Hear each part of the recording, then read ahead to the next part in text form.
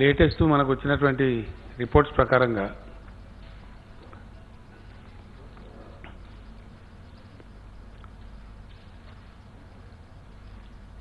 మొత్తం తెలంగాణలో ఇప్పటి వరకు ఈ రోజు కూడా టెస్ట్ల తర్వాత కొత్తగా 18 మందికి రావడం జరిగింది పాజిటివ్. ఇప్పుడే చెప్పారు. అవన్నీ కలిపితే జగ్గు 858 కేసులకు ఇప్పటికీ పాజిటివ్ వచ్చింది మన దగ్గర.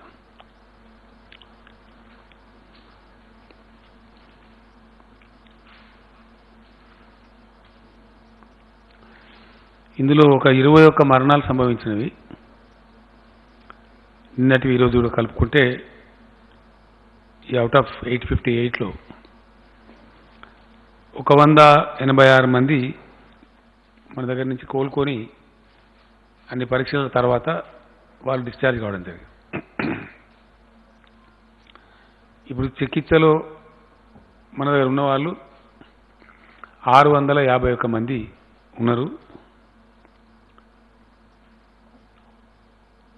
సీరియస్ ఏం లేవు కదా, సీరియస్ ఉందా? శాంతి లేదు అంటే మామూలుగానే కదా, లేదు కదా. 4 కదా వీళ్ళు కలిసిండ్రా. ఇందులో అంత భయంకరమైన పరిస్థితి ఎవరికి కూడా లేదు. అందరూ కోలుకొని మంచిగా మన దగ్గర నుంచి డిశ్చార్జ్ కావాలని చెప్పి మనం కూడా భగవంతుని ప్రార్థిస్తా ఉన్నాం. ఇవి ఇచ్చిండ్రమ్మా, ఇవి వచ్చినాయి కదా మనకి డీటెయిల్స్ అన్ని. ఒక 4 జిల్లాలేమో 0 ఉంది మనకి out of 33. Warangal rural, Yadadri Bhuvanagiri, Wanaparthy, Siddipet. ఇక్కడ కేసెస్ లేవు మనకి. అంటే ఫ్రీ ఆఫ్ కరోనా ప్రాబ్లం ఉన్నాయి అవి. తర్వాత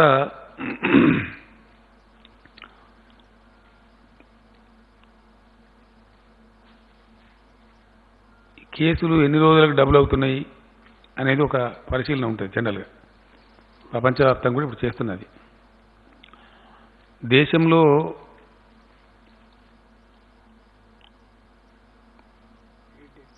ఎనిమిది రోజులకోసారి ఉన్న స్టేజ్ల సంఖ్య డబుల్ అవుతా ఉంది.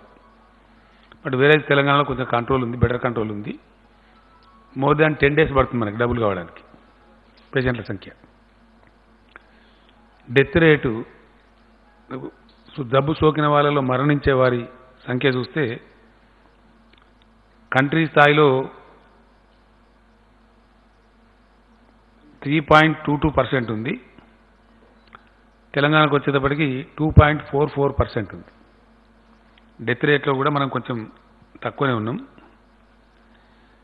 మిలియన్ కేసులకు ఎంతమందిని పరీక్షిస్తున్నారు 1 మిలియన్ మందిలో అని కంపారిజన్ చేస్తే ఇండియా స్థాయిలోనేమో పర్ మిలియన్ 254 మందిని పరీక్షిస్తూ ఉన్నారు.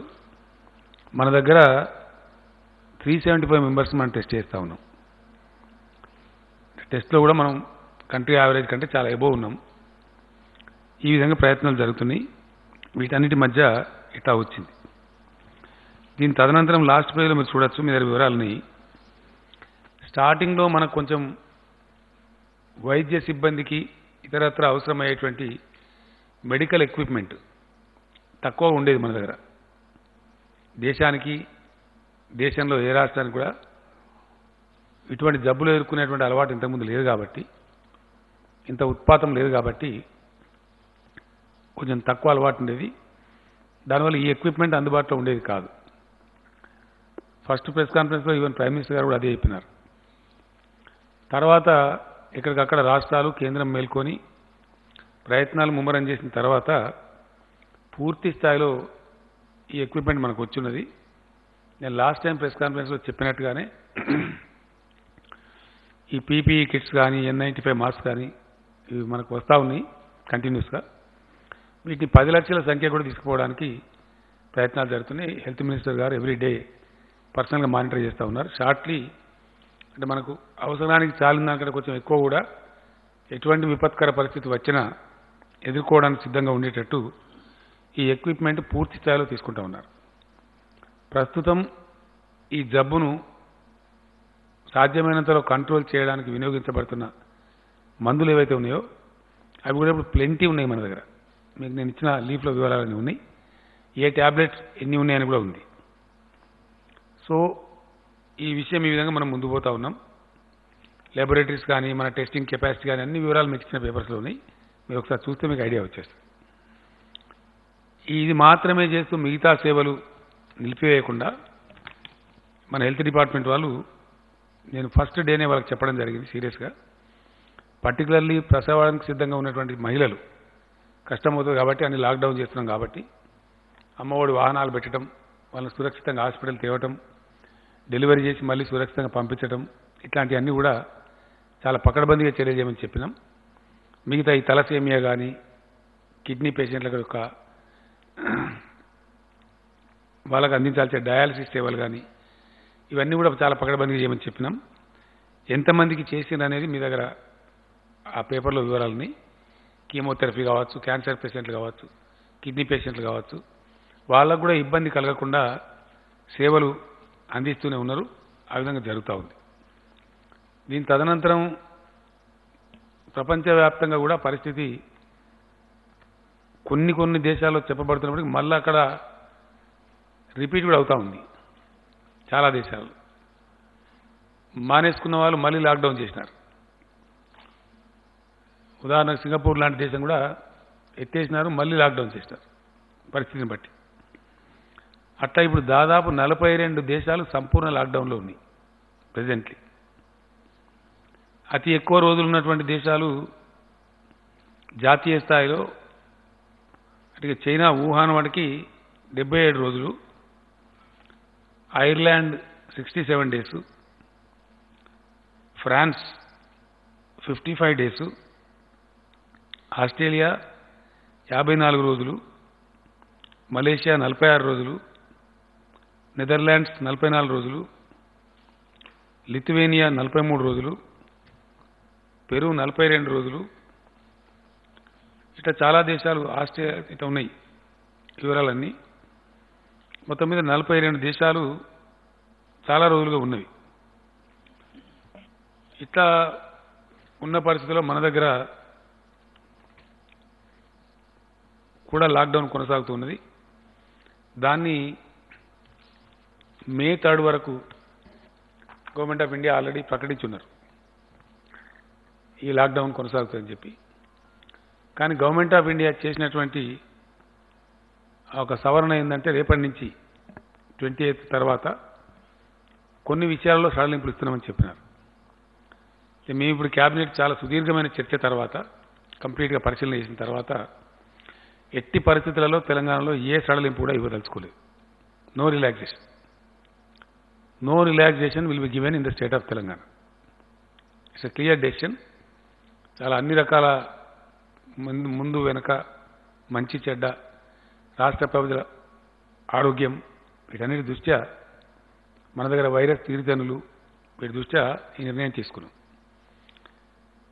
హెల్త్ మినిస్టర్ గారికి నాకు వాళ్ళు వైద్య డిపార్ట్మెంట్ అందించినటువంటి సమాచారం ప్రకారం మనకి చాలా వరకు 1 మే మనం అవుట్ ఆఫ్ ప్రాబ్లం అయ్యే అవకాశం ఉంది అని చెప్తా ఉన్నారు. ఇక ఇప్పుడు ఉన్నటువంటి వాళ్ళు ఎవరైతే ఉన్నారో వాళ్ళందరూ కూడా ఎగ్జాస్ట్ అయిపోతున్న వాళ్ళ డేట్స్ 28 డేస్ ఉండాలనే ప్రోటోకాల్ కూడా కంప్లీట్ చేస్తూ ఎగ్జాస్ట్ అవుతా ఉంది బై 1 మే. ఎవ్రీడే డిశ్చార్జ్ అవుతూ ఉన్నారు కొద్ది మంది. 1 మే కల్లా పోతుంది. కానీ ఈ లోపల కొన్ని కొత్త కేసులు కూడా వచ్చేటువంటి అవకాశం ఉంది. అంటే అక్కడి నుంచి తగ్గేటువంటి అవకాశం ఉంటుంది. ఫర్ ఎగ్జాంపుల్ ఈరోజు 450 పైచీలకు టెస్టులు చేస్తే అందులో 18 మాత్రమే పాజిటివ్ వచ్చినాయి. కొన్నిసార్లు ఫ్లక్చువేట్ అవుతుంది, ఎక్కుతా ఉంది, కొద్ది తగ్గుతూ ఉంది, రకరకాలుగా ఉంది. But 1 may we pray to God and do the best effort. దాంతో డౌన్ఫాల్ పోయే ఆస్కారం ఉంటుందని చెప్పి మన వైద్య విభాగం యొక్క అంచనా ఉంది. అట్నే జరగాలని మనమందరం కూడా కోరుకుందాం.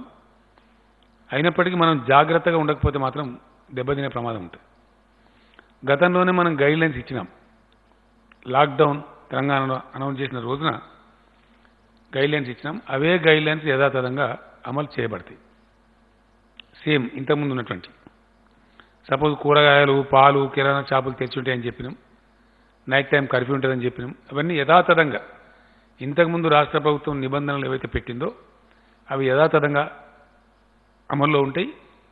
నిత్యావసర సరుకులు, పసిపిల్లలు తాగే పాలు, కూరగాయలు వగైరా వగైరా ప్రజలకు ప్రతిరోజు అవసరం ఉండేటి మాత్రకు డెఫినెట్గా అవి అందుబాటులో ఉంటాయి.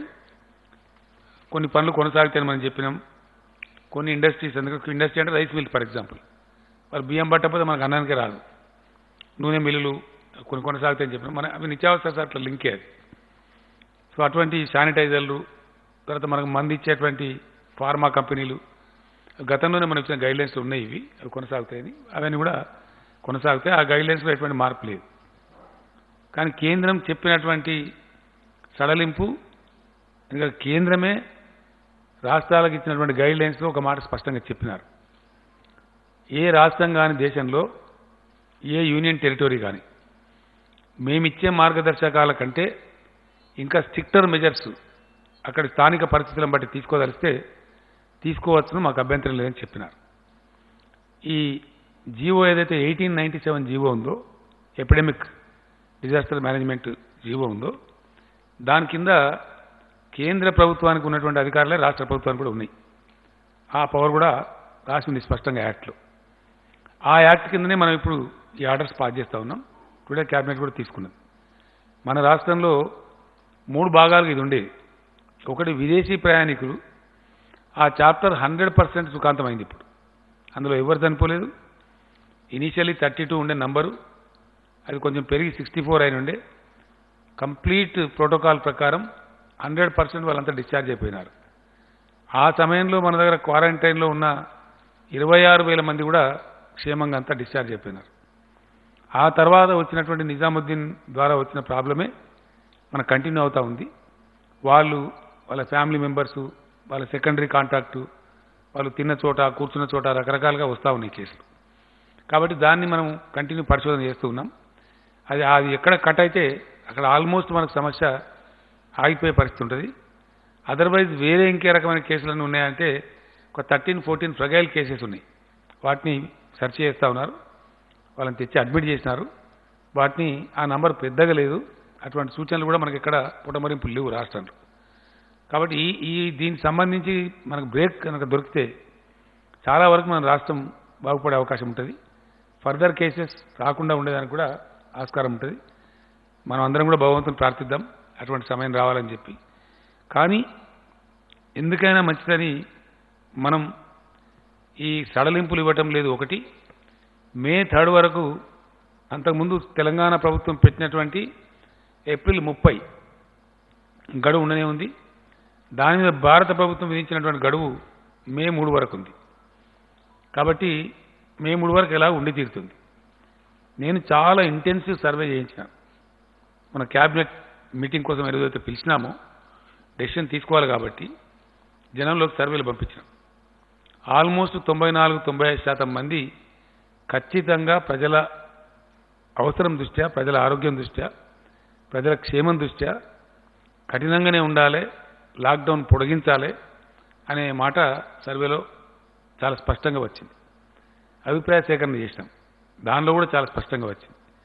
కొన్ని టీవీ ఛానల్స్ వాళ్ళు కూడా చాలా విస్తృతమైనటువంటి చర్చ పెట్టినారు.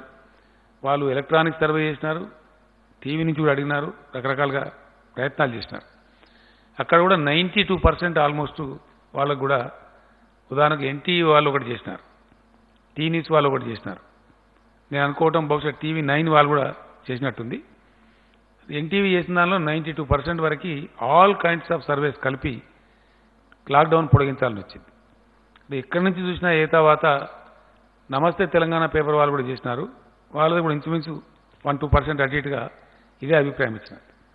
ఇతర పత్రికలలో వచ్చినటువంటి న్యూస్ కానీ, ప్రజలు వెలువరించినటువంటి అభిప్రాయాలు కానీ ఇంచుమించుగా ఇదే ఉంది. నేను వ్యక్తిగతంగా కూడా అనేక మందితో మాట్లాడడం జరిగింది. కొంతమందికి అడిగి ఆ జిల్లాలో 4 పేర్లు ఇవ్వమని చెప్పి, ఆ నియోజకవర్గంలో 4 పేర్లు ఇవ్వమని వాళ్ళని అడిగినాను, క్రాస్ సెక్షన్ పీపుల్. నేను భయంగా మాట్లాడిన దానిలో అడ్వకేట్స్ ఉన్నారు, డాక్టర్స్ ఉన్నారు, రైతులు ఉన్నారు, కూలీలు ఉన్నారు, అన్ని రకాల వాళ్ళు ఉన్నారు, యంగ్స్టర్స్ కూడా ఉన్నారు. ముక్త కంఠంతో నాకైతే నేను అడిగిన ప్రతి వ్యక్తి సుమారు నేను ఒక 70-80 మందితో మాట్లాడినాను. 10 పాత జిల్లాలలో ఒక్కొక్క జిల్లాలో 7, 8, 10 మందితో కూడా మాట్లాడినాం. ఆల్మోస్ట్ తెల్లారి ఒక మాట్లాడినాం, 100 మంది దాకా మాట్లాడినాం. 100% చెప్పినారు. వాళ్ళు అడిగింది ఏంటంటే లాక్డౌన్ ఎత్తివేసినా సడలింపు చేసినా ఎందువల్ల చేస్తున్నట్టు, వ్యాధి తగ్గిందా, ఎందువల్ల చేస్తున్నట్టు వాళ్ళు క్వశ్చన్ నన్నే అడిగినారు. రెండోది చాలా స్పష్టంగా చెప్పినారు, ఎట్టి పరిస్థితులలో కొనసాగించాల్సిందే, అవసరమైతే మే నెలాఖరు దాకా కూడా కొనసాగించండి, ఇందులో కాంప్రమైజ్ కావద్దు అని కూడా చెప్పిన వాళ్ళు చాలామంది ఉన్నారు. ఇప్పుడు మేము ఈ రాష్ట్ర కేబినెట్ ఈరోజు మంచి చెడ్డ అని చూసుకున్న తర్వాత నిర్ణయం తీసుకున్నది ఏంటంటే మే 7th వరకు లాక్డౌన్ పొడిగిస్తా ఉన్నాం. 3rd వరకు ఎట్లాగుంది దానికి ఒక 4 రోజులు కలిపి lockdown will be continued in the state of Telangana up to May 7th. 7th నాడు రిలీజ్ కాదు, 8th నాడు రిలీజ్ అవుతుంది. 7th కూడా లాక్డౌన్లోనే ఉంటుంది. నేను ఇందాక చెప్పినట్టు గతంలో ఉన్న నిబంధనలే ఉంటాయి. నైట్ కర్ఫ్యూ అట్లాగే ఉంటుంది. చాలా కఠినంగా వ్యవహరించాలని చెప్పి నిర్ణయించుకున్నాం. ఎందుకంటే నిమిషానికంటే మళ్ళీ బాగుండదు. ఈ విషయాన్ని పూర్తిగా సమీక్షించడం కోసం May 5th నాడు మళ్ళీ కేబినెట్ సమావేశం అనుకున్నాం. May 5th నాటికి ఏం పరిస్థితులు ఉంటాయి, ప్రపంచంలో ఏం పరిస్థితి ఉంటుంది, దేశంలో ఏం పరిస్థితి ఉంటుంది, మన రాష్ట్రం ఏ పరిస్థితి మనం చేరుకుంటాం, వాటన్నిటిని బట్టి ప్రజలు కూడా ఏ మూడ్లో ఉంటారు, ప్రజల ఆలోచన సరళ ఎట్లా ఉంటుంది, వాటన్నిటిని బట్టి భవిష్యత్తు నిర్ణయం తీసుకోవచ్చని చెప్పి 5th May నాడు మళ్ళీ మంత్రివర్గ సమావేశం ఆ విధంగా మనం ముందు పోవాలని అనుకున్నాం. కంటైన్మెంట్ జోన్స్ ఏవైతే ఉన్నాయో అక్కడ చాలా కఠినంగా వ్యవహరించాల్సిన అవసరం ఉంది. నేను డీజీపీ గారిని ప్రత్యేకంగా కూడా కోరినాను. I humbly request all the police officers in the state. ఈ ప్రాబ్లం ఎక్కువగా కంటైన్మెంట్ చేసినటువంటి, మనం కంటైన్మెంట్ చేసిందే, the very meaning of containment is నిలువరించడము అని అర్థం. వ్యాధిని ఆ పరిధి దాటకుండా అక్కడికక్కడనే ఆపివేయటం లేదా నిలువరించడం అనేది అర్థం. ఆ నిలువరించడంలో మనం విఫలం కావద్దు ఎట్ ఎనీ కాస్ట్. చాలామంది తిరిగినారు, ఆరోగ్య మంత్రి గారు, మున్సిపల్ మంత్రి గారు, మా చీఫ్ సెక్రటరీ గారు, డీజీపీ గారు, అర్బన్ డెవలప్మెంట్ సెక్రటరీ గారు, చాలామంది ఆ కంటైన్మెంట్ ఏరియాస్లో తిరిగినారు, ప్రజలకు చెప్పినారు ఎందుకు కంటైన్ చేయాల్సి వచ్చింది, సమస్య ఏంటి అని చెప్పినారు. కాబట్టి ఆ కంటైన్మెంట్లో ఉన్నటువంటి ప్రజలకు కూడా నేను పదే విజ్ఞప్తి చేస్తూ ఉన్నా, దయచేసి ఎట్టి పరిస్థితులలో చాలా సీరియస్గా మీరు తీసుకోవాలి. మీ వల్ల సమాజానికి నష్టం కలగకూడదు. 100% కంటైన్మెంట్ అధికారులు చెప్పేదాన్ని మీరు ఫాలో కావాలి. ఇది మన రాష్ట్రం కోసం, మన ప్రజల కోసం అవసరం. కాబట్టి వేరే విధంగా అనుకోకుండా అది ఫాలో కావాలని చెప్పి కంటైన్మెంట్ ఏరియాలో ఉండే ప్రజలను నేను కోరుతూ ఉన్నాను. అదేవిధంగా విమాన సర్వీసులు కొన్ని దేశంలో ఫాలో కావచ్చు, 4th నుంచి బుకింగ్స్ చేస్తున్న కొన్ని వార్తలు వస్తున్నాయి. నేను మనవి చేస్తూ ఉన్నా విమాన ప్రయాణికులకు 7th దాకా తెలంగాణకు రాకండి దయచేసి. ఎందుకంటే ఇక్కడ మీకు ట్యాక్సీ ఉండదు, క్యాబ్ ఉండదు, హోటల్ ఉండదు, ఏమీ ఉండదు, చాలా కష్టమవుతుంది. జిఎంఆర్ ఎయిర్పోర్ట్ వారికి కూడా చెప్తాం 7th వరకు ఈ నిబంధనలు ఫాలో కావాల్సిందే. ఎందుకంటే మనకి ఇబ్బంది వస్తుంది, మళ్ళీ సిచ్యువేషన్ ఏదో తెలిస్తే కంట్రోల్లో ఉంటాం. కాబట్టి దాన్ని కూడా ప్రయత్నం చేస్తాం. కొన్ని గ్రాసరీస్ సప్లై చేస్తారు, లైక్ బిగ్ బాస్కెట్ లాంటి వాళ్ళు షాప్ ఉన్నారు. గ్రాసరీస్ అంటే కిరాణా సరుకులు, ఇంగ్లీష్లో అయితే ఏదో గొప్ప కూడా గ్రాసరీస్ అంటే కిరాణా సరుకులు, కూరగాయలు ఇట్లాంటి సప్లై చేసే వాళ్ళకి ఇబ్బంది లేదు, ఫ్రూట్స్ కానీ సప్లై చేసే వాళ్ళకి ఇబ్బంది లేదు. కానీ కొన్ని ఉన్నాయి, వాళ్ళ పేరు ఏంటంటే ఒకటి స్విగ్గీ, ఇంకోటి జొమాటో, వీళ్ళు ఫుడ్ సప్లై చేస్తారు. ఇది కొద్దిగా ప్రమాదకరం. రేపటి నుంచి వీళ్ళని బ్యాన్ చేస్తూ ఉన్నాం. ఈరోజు ఆర్డర్స్ ఉంటే ఇచ్చుకోవచ్చు, కానీ రేపు పొద్దు నుంచి మాత్రం ఎట్టి పరిస్థితిలో ఈ స్విగ్గీ అనేది, జొమాటో అనేది రాష్ట్రంలో అనుమతించం. వాళ్ళు ఒకవేళ అతిక్రమించిన మాటకు వాళ్ళ మీద చర్యలు తీసుకుంటాం. కారణం ఏంటంటే వేరే ఇతర ప్రాంతాల్లో మన దేశంలో ఒక పిజ్జా ఆ పిజ్జా అనేది తెప్పిస్తే 69 మంది దాంతో ఎఫెక్ట్ అయిపోయారు. ఢిల్లీ దేశ రాజధానిలో 69 మెంబర్స్ ఎఫెక్ట్ అయ్యారు. ఒక వ్యక్తి పిజ్జా తెచ్చిస్తే. మరి ఈ సపరేట్గా ఇంటికాడ మంచిగా ఇంత వండుకొని వెళ్ళిపోయా మీరు తినక, ఎందుకు మనకు అది ఈ పిజ్జా ఎందుకు, బొజ్జా ఎందుకు, దాంతో చచ్చుడు ఎందుకు నాకు అర్థం కాదు. ఏదో ఒకటి పప్పు శుభ్రంగా ఇంట్లో ఉడికేసుకొని వేడిగా తినేస్తే మనకు నవ్వస్తాం, కానీ సేఫ్టీ ఉంటుంది, మంచిగా ఉంటాం. 4 రోజులు కష్టం వస్తే ఓర్చుకోవాలి కదా. ఈ 10-15 రోజులు పిజ్జా తినకపోతే మేము చచ్చిపోతామా? ఎందుకు అనవసరంగా? దాంతో వచ్చేది లేదు, పోయేది లేదు. ప్రాణం కంటే ఏది కూడా విలువైంది కాదు. దయచేసి ఎట్టి పరిస్థితులలో అది దాన్ని అలో చేయం. ప్రజలకు కూడా నేను విజ్ఞప్తి చేస్తాను, అవి బంద్ చేయండి.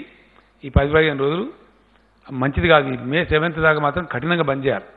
బయట నుంచి తినుబండారాలు తెప్పించుకోకండి. మీకు అత్యవసరమైతే కిరాణా సరుకులు తెప్పించుకోండి, కూరగాయలు తెప్పించుకోండి, అంత అత్యవసరం ఉంటే అంతవరకు కానీ చేయదు దయచేసి.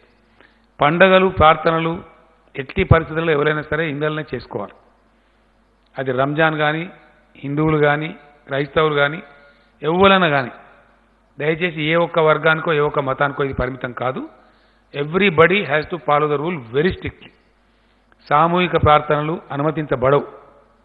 అన్ని లాక్డౌన్ అయిపోయినాయి. నాకు చాలా సంతోషం. మొన్న ఓల్డ్ సిటీలో మన ఫేమస్ మస్జిద్ మక్కా మస్జిద్లో కూడా కేవలం ఇమాం సాబ్తో ఒక 2-3 ఉండే ప్రార్థన చేసినారు. మన జుమ్మా మస్జిద్ కూడా ఆ ట్రెండ్ చాలా మంచిది మనకి. కాబట్టి అంతటా కూడా అదే ఫాలో కావాలి. అన్ని ఆలయాలు మూసేసినారు. తిరుపతి దేవస్థానం మూసేసినారు, శ్రీశైలం మూసేసినాం, మన దగ్గర వేములవాడ మూసేసినాం, యాదాద్రి మూసేసినాం, భద్రాచలం మూసుకున్నాం. ఈవెన్ శ్రీరామ నవమి పట్టాభిషేకం కూడా జరుపుకోలేదు మనం. ఇవన్నీ కూడా కళ్యాణం, స్వామివారి కళ్యాణమైన లిమిటెడ్గా చేసుకున్నాం. కాబట్టి ఎవరమైనా మినహాయింపు లేకుండా దయచేసి any religious congregation is not allowed. ఏ మతం యొక్క సామూహిక కార్యక్రమాలు అనుమతించబడవు. ఆ విషయంలో చాలా స్ట్రిక్ట్గా ఉంటారు. 100% దాన్ని అందరూ కూడా ఫాలో కావాల్సిందే. కాబట్టి ఆ రకంగా ముందుకు పోవాల్సినటువంటి అవసరం ఉంటుంది. మనం భవిష్యత్తు దృష్ట్యా, ప్రజల యొక్క ఇంట్రెస్ట్ దృష్ట్యా ఈ చర్యలు తీసుకోక తప్పదు. కాబట్టి దాన్ని అన్నిదా భావించద్దు. ఆ విధంగానే అందరు దయచేసి సహకారం చేయాలి. ఇప్పటిదాకా మంచి సహకారం అందిస్తూ ఉన్నారు ప్రజలు, చాలా సంతోషం. ప్రజాప్రతినిధులు కూడా అందరూ పాల్గొంటూ ఉన్నారు. విశేషించి గ్రౌండ్లో ఉండే ప్రజాప్రతినిధులు చాలా బాగా పనిచేస్తూ ఉన్నారు.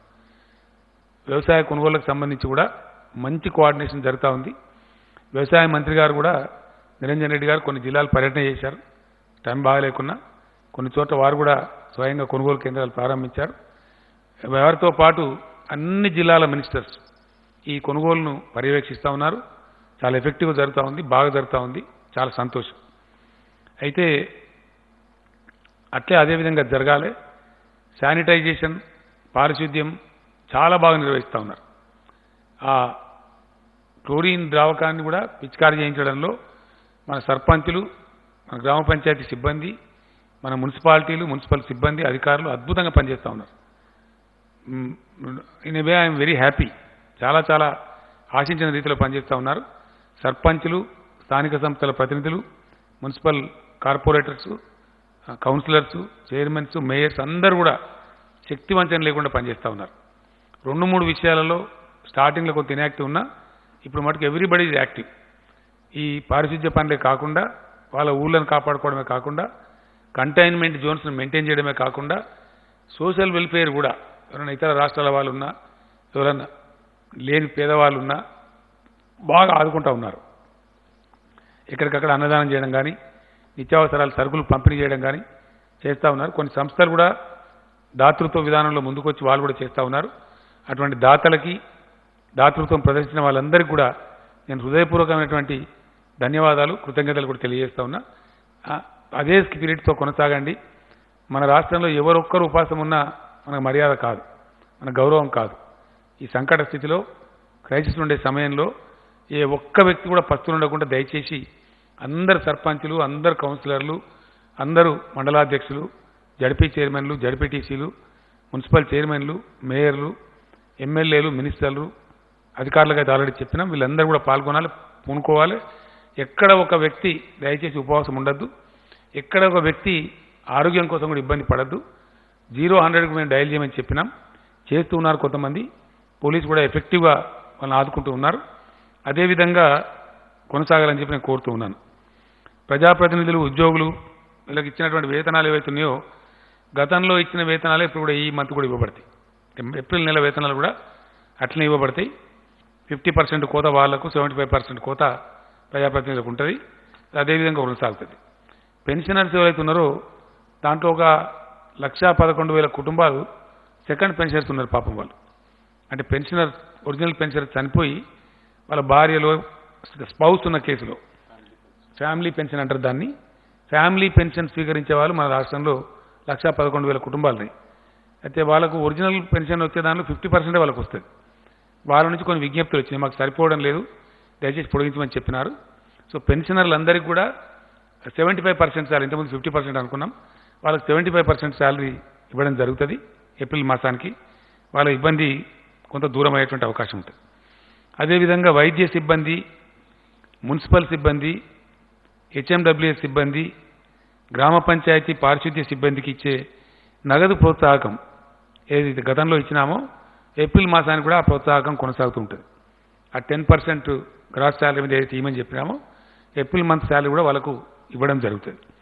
వారితో పాటు చాలామంది పోలీస్ సిబ్బంది అద్భుతంగా పనిచేస్తూ ఉన్నారు, రాత్రింబవలు కృషి చేస్తూ ఉన్నారు. వారు కంటి మీద నిద్ర లేకుండా కూడా పనిచేస్తున్న సందర్భాలు చాలా ఉన్నాయి. వాళ్ళు లైఫ్ రిస్క్ చేసి ఎండనక వాననక తిండి ఉండి లేక పనిచేస్తున్నారు. పోలీస్ సిబ్బంది కూడా ఈ నెల శాలరీ ఇచ్చేటప్పుడు 10% వాళ్ళకు కూడా గ్రాస్ శాలరీ మీద సీఎం గిఫ్ట్ కింద ఇవ్వమని ఈరోజు క్యాబినెట్ డిసైడ్ చేసింది. పోలీస్ సిబ్బందికి కూడా ఆ యొక్క సదుపాయాన్ని ఎక్స్టెండ్ చేస్తున్నాం. మనకు విద్యుత్ కార్మికులు రాత్రింబవళ్ళు పనిచేసి వాళ్ళు జనరేషన్లో కావచ్చు, ట్రాన్స్మిషన్లో కావచ్చు, డిస్ట్రిబ్యూషన్లో కావచ్చు చాలా అద్భుతంగా పనిచేస్తూ ఉన్నారు. వాళ్ళు చేసినారు కాబట్టి గొప్ప పంటలు పండినాయి రాష్ట్రంలో. మనకు 24 అవర్స్ క్వాలిటీ పవర్ సప్లై కూడా వస్తూ ఉంది. ఈ శాఖలో అందరూ కూడా కీలకమైన అధికారులే. కాకపోతే చిన్న స్థాయి ఉద్యోగులు చాలా పెద్ద సంఖ్యలో ఉన్నారు. వాళ్ళను O&M సిబ్బంది అంటారు, ఆపరేషన్ అండ్ మెయింటెనెన్స్ సిబ్బంది అంటారు. వారితో పాటు కొంతమంది ఆర్టిజాన్స్ కూడా ఉంటారు. ఎలక్ట్రిసిటీ దాంట్లో పనిచేసేటువంటి O&M సిబ్బంది, ఆర్టిజాన్స్ కలిపి మన రాష్ట్రంలో 34,512 మంది ఉన్నారు. జెన్కో, ట్రాన్స్కో, డిస్ట్రిబ్యూషన్ కంపెనీస్ అన్నీ కలిపి ఈ O&M సిబ్బంది మరియు ఆర్టిజాన్స్ ఈ పవర్ దాంట్లో 34,512 మంది ఉన్నారు. గతంలో వీళ్ళకి 50% శాలరీ ఇచ్చినాం, బట్ ఈ నెల 100% శాలరీ ఇవ్వాలని చెప్పి క్యాబినెట్ డిసైడ్ చేసింది. వాళ్ళ సేవలు అత్యవసరం కాబట్టి వాళ్ళకు 100% శాలరీ ఇవ్వడం జరుగుతుంది. ఈ విధంగా ఈ కొంత రిలీఫ్ వీళ్ళకి రావడం జరుగుతూ ఉంది. అట్లానే డిజాస్టర్ మేనేజ్మెంట్ యాక్ట్ ప్రకారం ఈరోజు క్యాబినెట్ నిర్ణయించింది, ఆదేశాలు చీఫ్ సెక్రటరీ గారు జారీ చేస్తున్నారు. ఖచ్చితంగా ఇళ్ల కిరాయిదారుల నుంచి వాళ్ళ దగ్గర ఇప్పుడు వాళ్ళు సంపాదించుకునే పరిస్థితి లేదు. రాష్ట్రం, దేశం లాక్డౌన్లో ఉంది, బిజినెస్లు ఆగిపోయినాయి. కాబట్టి ఎవరైతే ఇళ్లలో ఉండే కిరాయిదారులు ఉన్నారో మార్చి, ఏప్రిల్, మే ఈ 3 నెలల కిరాయిలు వసూలు చేయవద్దని చెప్పి ఓనర్లను ప్రభుత్వం ఆదేశిస్తూ ఉంది. 3 months డిఫర్మెంట్ ఇవ్వాలి. ఇప్పుడు వసూలు చేయవద్దు, వాళ్ళ దగ్గర డబ్బు లేదు, ఆదాయం లేదు కాబట్టి తర్వాత నెలలలో దాన్ని వాయిదాల వారీగా అడ్జస్ట్ చేసుకోవాలి. కానీ ఎట్టి పరిస్థితులలో కిరాయిదారులు మాత్రం వసూలు చేయవద్దు. ఇది అప్పీల్ కాదండి, ఈ యాక్ట్ కింద రాష్ట్ర ప్రభుత్వానికి ఉన్న అధికారం. It's a order by the cabinet. దాన్ని ఖచ్చితంగా పాటించాలి. ఎవరైనా ఇబ్బంది పెడితే 100కు డయల్ చేసి చెప్పవచ్చు. అట్లా ఇబ్బంది పెట్టిన ఓనర్ల మీద కఠినమైన చర్యలు కూడా తీసుకోవడం జరుగుతుంది. కాబట్టి ఓనర్లందరినీ మేము రిక్వెస్ట్ చేస్తూ ఉన్నాం, ఈ కఠిన సమయంలో కిరాయిదారులను దయచేసి సతాయించవద్దు. అందరిని మనం సమాజం కలిస్తేనే లాభం చేయగలుగుతాం కాబట్టి ఒకరికొకరం అండగా ఉండాలి. కాబట్టి ఈ టైంలో దయచేసి వారిని ఇబ్బంది పెట్టని కోరుతూ ఉన్నాం. అదేవిధంగా ఈ ఇళ్ల కిరాయి కూడా మేము మీకు వాయిదా చేసినాం కదా అని వడ్డీ వసూలు చేయకూడదు. ఎలాంటి వడ్డీ లేకుండా వాయిదాల పద్ధతిలో తీసుకోవాలి తప్ప మీకు మేము డిఫర్మెంట్ ఇచ్చినాం కాబట్టి వడ్డీ కట్టాలా అని మళ్ళీ అదొక ఇబ్బంది పెట్టకూడదు. కాబట్టి వడ్డీ వసూలు చేయడానికి లేదు, ఇది గవర్నమెంట్ ఆర్డర్. అదేవిధంగా ప్రాపర్టీ ట్యాక్స్ చెల్లిస్తూ ఉంటారు. జిహెచ్ఎంసీ కావచ్చు, మున్సిపాలిటీస్ కావచ్చు, ఇతర కావచ్చు. 2019-20 సంవత్సరానికి సంబంధించి జనరల్గా ఇది ఎట్లా ఉంటుందంటే 1 month లాటర్ కడతా ఉంటారు. మార్చి ట్యాక్స్ అంతా ఏప్రిల్లో కడతా ఉంటారు. జనరల్గా వాళ్ళు కట్టడంలో కొంత విఫలమైనారు. వాళ్ళకు ఒక రిలాక్సేషన్ ఇచ్చింది ఇలా క్యాబినెట్. ఎటువంటి అపరాధ రుసుము లేకుండా ఏప్రిల్ లోపల కట్టకపోతే అపరాధ రుసుము వేస్తారు. అపరాధ రుసుము లేకుండా 31st మే దాకా వాళ్ళకు ఛాన్స్ ఇవ్వడం జరిగింది. వాళ్ళు చెల్లించుకునే వాళ్ళు దానిలో ఎటువంటి పెనాల్టీ లేకుండా చెల్లించుకునే అవకాశం ఉంటుంది. అదేవిధంగా ఈ ప్రైవేట్ స్కూల్స్, ఈ 10,000 పైచీలకు పాఠశాలల్ని ఇక్కడ 30 లక్షల పైచీలకు విద్యార్థులు ఉన్నారు. వీళ్ళు స్పష్టమైన ఆదేశం ఇస్తూ ఉంది రాష్ట్ర ప్రభుత్వం. ఎట్టి పరిస్థితుల్లో దాన్ని ఉల్లంఘించడానికి లేదు. వీళ్ళు ఎట్టి పరిస్థితిలో 20-21 సంవత్సరానికి ఒక్క పైసా కూడా ఫీజులు పెంచే అవకాశం లేదు, పెంచకూడదు. It's an order by the government. ఇది ప్రభుత్వ ఆదేశం. ప్రైవేటు విద్యా సంస్థలు ఇంత పెంచండి అంత పెంచండి అని కొంత నోటీసులు ఇస్తూ ఉన్నారు. That is not allowed in the state.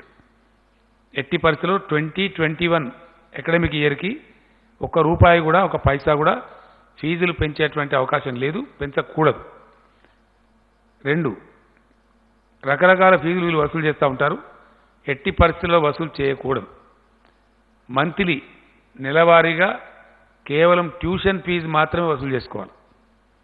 Other than tuition fee ₹1 కూడా వసూలు చేయడానికి వీలు లేదు. ఇది ప్రభుత్వ ఆదేశం, ఖచ్చితంగా ఫాలో కావాలి. తర్వాత రోజుల్లో దాన్ని చూసుకోవచ్చు పరిస్థితి చక్కబడిన తర్వాత. ఇప్పుడు మటుకు ఓన్లీ ట్యూషన్ ఫీజు మాత్రమే, అది నెలవారీగా, సంవత్సరానికి అంత ఒకటేసారి కట్టండి అని కూడా జబర్దస్తి చేయడం లేదు. Only month wise tuition fees మాత్రమే తీసుకోవాలా. అంతకు మించి విద్యార్థులను కానీ విద్యార్థుల తల్లిదండ్రులను కానీ ఇబ్బంది పెట్టకూడదు. ఈ కష్ట సమయంలో పెట్టినట్టయితే ఎవరిని కష్టపెట్టినా 100కు డయల్ చేయండి, వెంటనే యాక్షన్ ఉంటుంది. చాలా యాక్టివ్గా చర్యలు కూడా తీసుకుంటాం. వాళ్ళ యొక్క పర్మిట్లు కూడా రద్దు చేస్తాం. ఎట్టి పరిస్థితుల్లో నిర్దాక్షిణ్యం కూడా ఈ విషయంలో. ఇది ప్రజలకు సంబంధించి, ముఖ్యంగా పేదలకు సంబంధించింది. ప్రజలు ఇప్పుడు తమ ఆదాయాన్ని కోల్పోయి ఉన్నారు, ఆదాయం లేదు. మరీ దారుణంగా ఉంటుంది పరిస్థితి. ముందటికి మార్చిలోనన్న సగం వచ్చింది, కానీ ఏప్రిల్లో అయితే 0 అయిపోయింది. అది ఏం పని లేదు ఎక్కడ. ఎవరి ఇళ్లలో వాళ్ళు ఉండిపోవాల్సిన పరిస్థితి వచ్చింది. 4 శాకాలు తినేవాళ్ళు 2 శాకాలు తిని, పప్పోలు పులుసుతో తిని బతుకుతున్నటువంటి పరిస్థితి. ప్రజలు కష్టంలో ఉన్నప్పుడు వాళ్ళని ఫర్దర్ కష్టపెట్టడం సమాజానికి ఎవరికి కూడా ధర్మం కాదు. కాబట్టి ఈ విషయంలో దయచేసి ఎట్టి పరిస్థితులలో దీన్ని వేరే విధంగా అనుకోవద్దు. ట్యూషన్ ఫీజులను అది కూడా నెలవారీ మాత్రమే తీసుకోవాలా, సంవత్సరం మొత్తం కట్టాలని అనద్దు. ఆ జబర్దస్తి చేయకూడదు. చేస్తే మటుకు చర్యలు తప్పవు.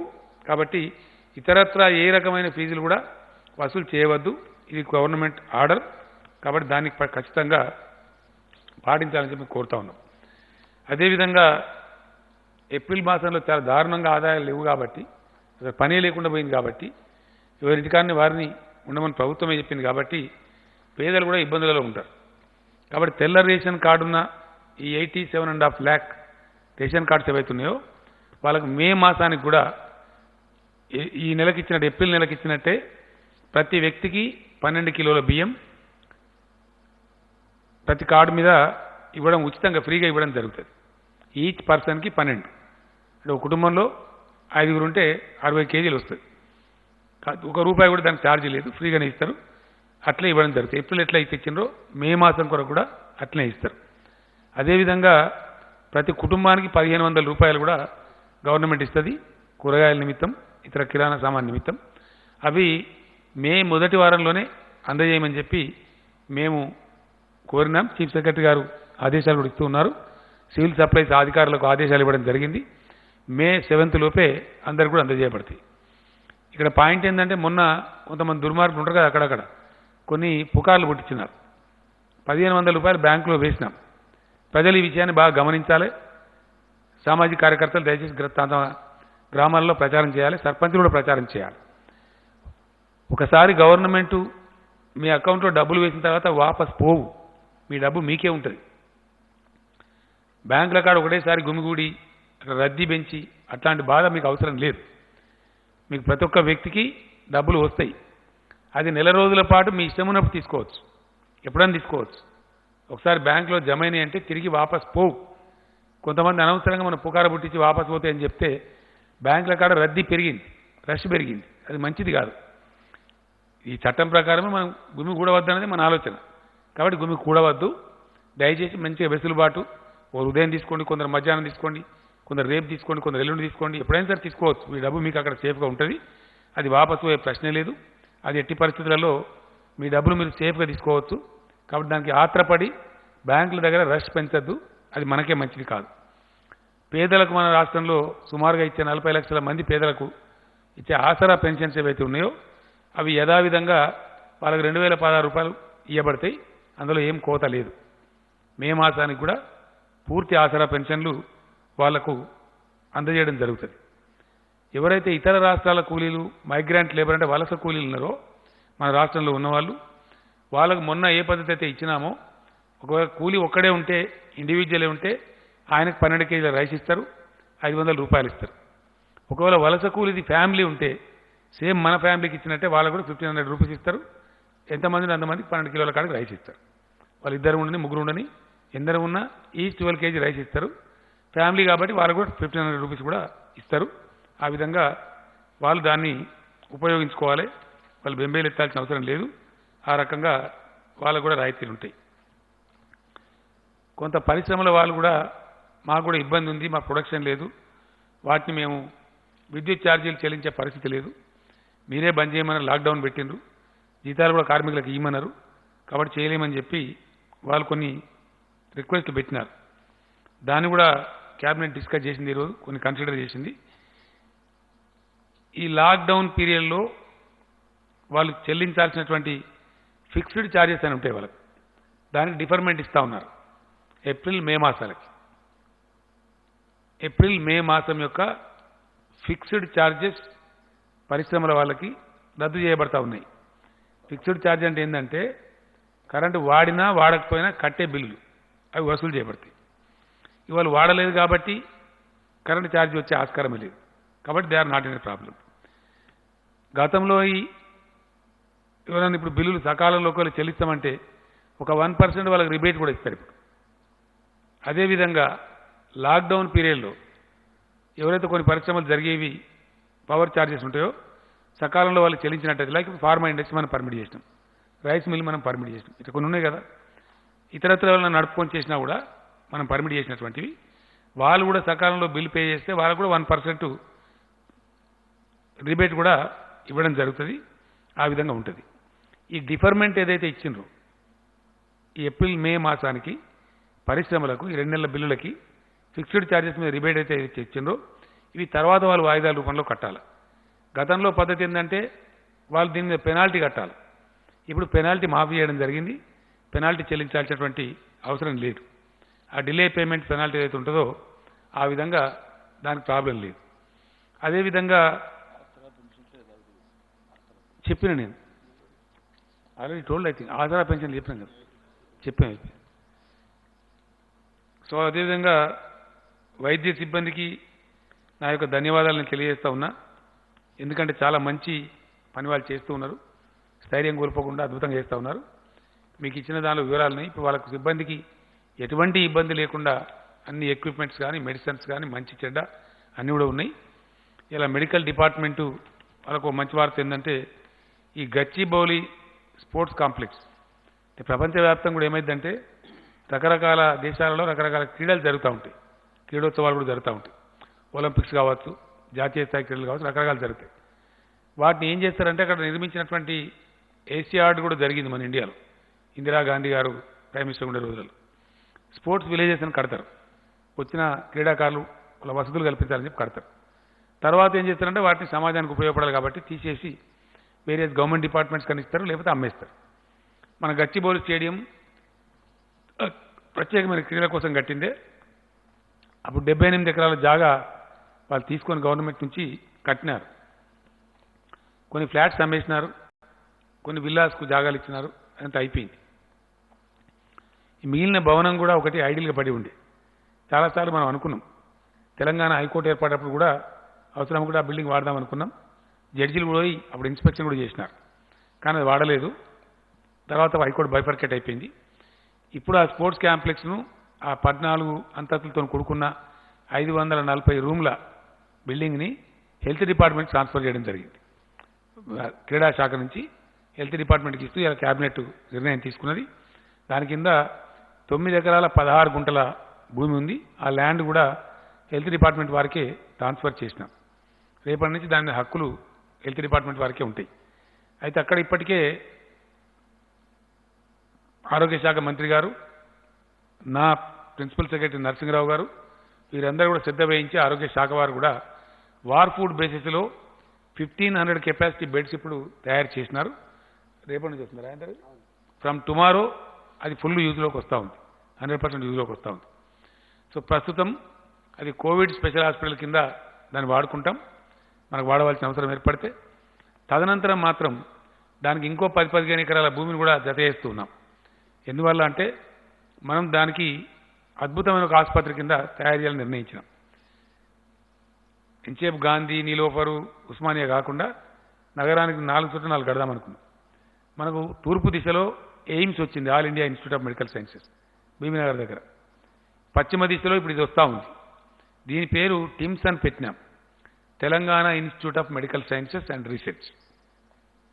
మీరు రాసుకోవాలి దయచేసి, Telangana institute of medical sciences and research. దీంతో పాటు పోస్ట్ గ్రాడ్యుయేట్ కాలేజీ కూడా ఉంటుంది, మెడికల్ కాలేజీ. దాంట్లో పోస్ట్ గ్రాడ్యుయేట్ విద్యార్థులకు శిక్షణ కూడా ఉంటుంది. చాలా ఒక ప్రెస్టీజియస్ ఇన్స్టిట్యూట్ కింద తయారవుతుంది. ఇప్పుడు నిమ్స్ కంటే కూడా ఇంకా స్టాండర్డ్గా ఉండే విధంగా నిమ్స్ స్థాయిలోనే ఉంటుంది. ఇందులో ఒక 750 పడకలు జనరల్ హాస్పిటల్ లాగా ఉంటాయి, ఉస్మానియా గాంధీలాగా. మరొక 750 హాస్పిటల్స్ ఏమో మల్టీ స్పెషాలిటీ హాస్పిటల్ ఉంటుంది. చాలా బాగా అద్భుతమైన కార్పొరేట్ హాస్పిటల్ తీసుకోని విధంగా ఈ ఫెసిలిటీ ప్రజల కోసం ప్రభుత్వ రంగంలో పూర్తి ప్రభుత్వ అర్జనలో వస్తుంది. ఇది ఇచ్చినాం బిల్డింగు. ఈ బిల్డింగ్ ఇంకా ఏమేమి హంగులు పర్మనెంట్గా ఏమేమి హాస్పిటల్ ఎట్లా రూపుదిద్దాలనేది అది ఆరోగ్య శాఖ మంత్రి గారే బాధ్యత తీసుకోమని కూడా క్యాబినెట్ రిక్వెస్ట్ చేసింది. వారి ఆధ్వర్యంలో దీన్ని ఒక అద్భుతమైన మెడికల్ ఫెసిలిటీ కింద తెలంగాణ రాష్ట్రానికి, తెలంగాణ ప్రజలకు ఇది అందుబాటులోకి ఆరోగ్య శాఖ మంత్రి గారు తేబోతా ఉన్నారు. అదేవిధంగా మనకుండే స్టేడియంలు, మనకు షామీర్పేటలో మరియు అక్కింపేట ఎయిర్పోర్ట్ వద్ద ఉన్న 300 ఎకరాల స్పోర్ట్స్ డిపార్ట్మెంట్ యొక్క స్థలాలు, హైదరాబాద్ నగరంలో విస్తరించిన అనేక స్టేడియాలు, వీటన్నిటి మీద చాలా రోజులు అనుకుంటా ఉన్నాం. హైదరాబాదు గొప్ప నగరం కాబట్టి ఇది ఒక అద్భుతమైనటువంటి అంతర్జాతీయ నగరం కావాలని మనం కలలుగంటున్నాం. కాబట్టి ఇక్కడ health city, education city, cinema city రావాలని మనం అనుకున్నాం.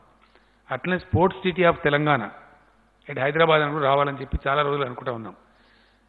క్రీడా శాఖ మంత్రి గారు శ్రీనివాస్ గౌడ్ గారి అధ్యక్షతన ఈరోజు క్యాబినెట్ సబ్ కమిటీని క్యాబినెట్ నియమించింది. వారి అధ్యక్షతన మున్సిపల్ మినిస్టర్ గారు, పంచాయతీరాజ్ మినిస్టర్ గారు, ఎడ్యుకేషన్ మినిస్టర్ గారు, ఈ 3 మినిస్టర్ల సభ్యులుగా ఒక సబ్ కమిటీ నియామకం చేసినాం. తెలంగాణ రాష్ట్ర సమగ్ర క్రీడా విధానాన్ని, క్రీడా పాలసీని తయారు చేయవలసిందిగా వారిని కోరడం జరిగింది. ఆ విధంగా వారి ప్రపోజల్ తయారు చేయాలని చెప్పి కోరడం జరిగింది. వ్యవసాయానికి సంబంధించి 2 కౌంట్స్లో ఈరోజు క్యాబినెట్ సమీక్షించడం జరిగింది.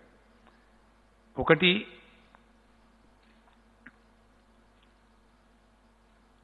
నాకు తెలిసి భారతదేశ చరిత్రలో ఎప్పుడు ఎక్కడ జరగని విధంగా, ఈవెన్ ఇప్పుడు కూడా ఏ రాష్ట్రంలో జరగని విధంగా ఒక తెలంగాణ రాష్ట్రంలో మాత్రమే రైతులు పండించిన పంటలన్నీ ప్రభుత్వం కొంటా ఉంది. ఇది first time in the Indian history. ఈ కోవిడ్ సందర్భంలో, కరోనా వ్యాధి సందర్భంలో కూడా ఏ రాష్ట్రం కూడా కొంటలేదు ఇండియాలో. తెలంగాణ రైతాంగం మీద మాకున్న ప్రత్యేక శ్రద్ధ, ప్రేమ కనబరచాలి, వాళ్ళని బాగు తీసుకురావాలి, ఖచ్చితంగా బాగు చేయాలి.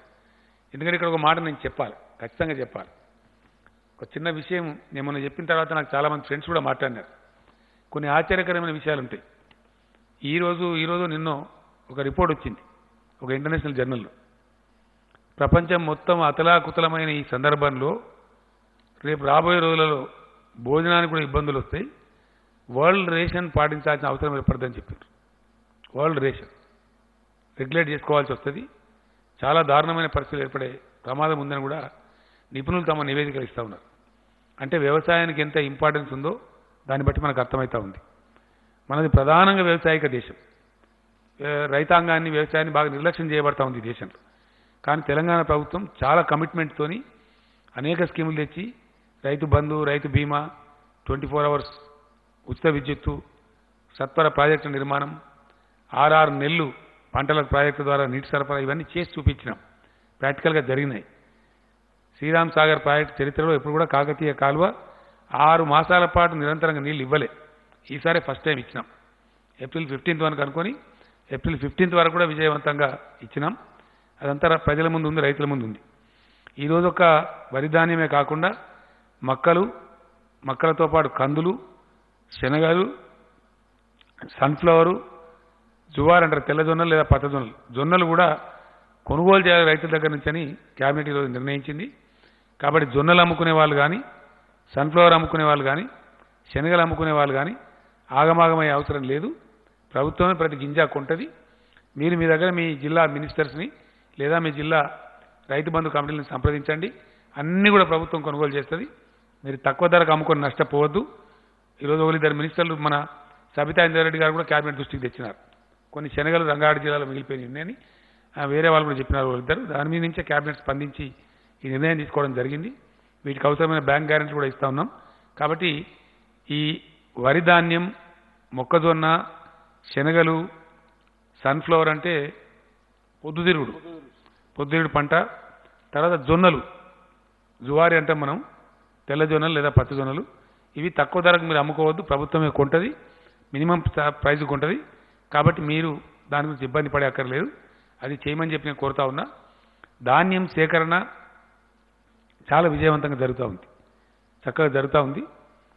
అది అదేవిధంగా కొనసాగి కంప్లీట్ కావాలని చెప్పి కూడా ఈరోజు క్యాబినెట్ అధికారులను ఆదేశించింది, వ్యవసాయ శాఖను ఆదేశించింది. ఆ రకంగా చాలా అద్భుతమైనటువంటి ఫలితాలు వస్తాయి. మంత్రి గారు కూడా యాక్టివ్గా పనిచేస్తూ ఉన్నారు. కింద డౌన్ ద లైన్ వ్యవసాయ శాఖ అధికారులు, మార్కెటింగ్ అధికారులు కూడా చక్కగా సమన్వయం చేస్తూ ఉన్నారు. వాళ్ళు అదేవిధంగా పనిచేయాలని చెప్పి వాళ్ళందరినీ కోరుతూ ఉన్నాం. అదేవిధంగా వర్షాకాలంలో మనం ఆన్గోయింగ్ ప్రాజెక్ట్ కంప్లీట్ చేసినాం. కాళేశ్వరం ప్రాజెక్ట్ కంప్లీట్ అయింది. ఈరోజే కాళేశ్వరం నీళ్లు సిద్దిపేటకు చేరుకున్నాయి. కొద్ది రోజులలోనే కొండపోచమ్మ సాగర్ దాకా కూడా వస్తాయి.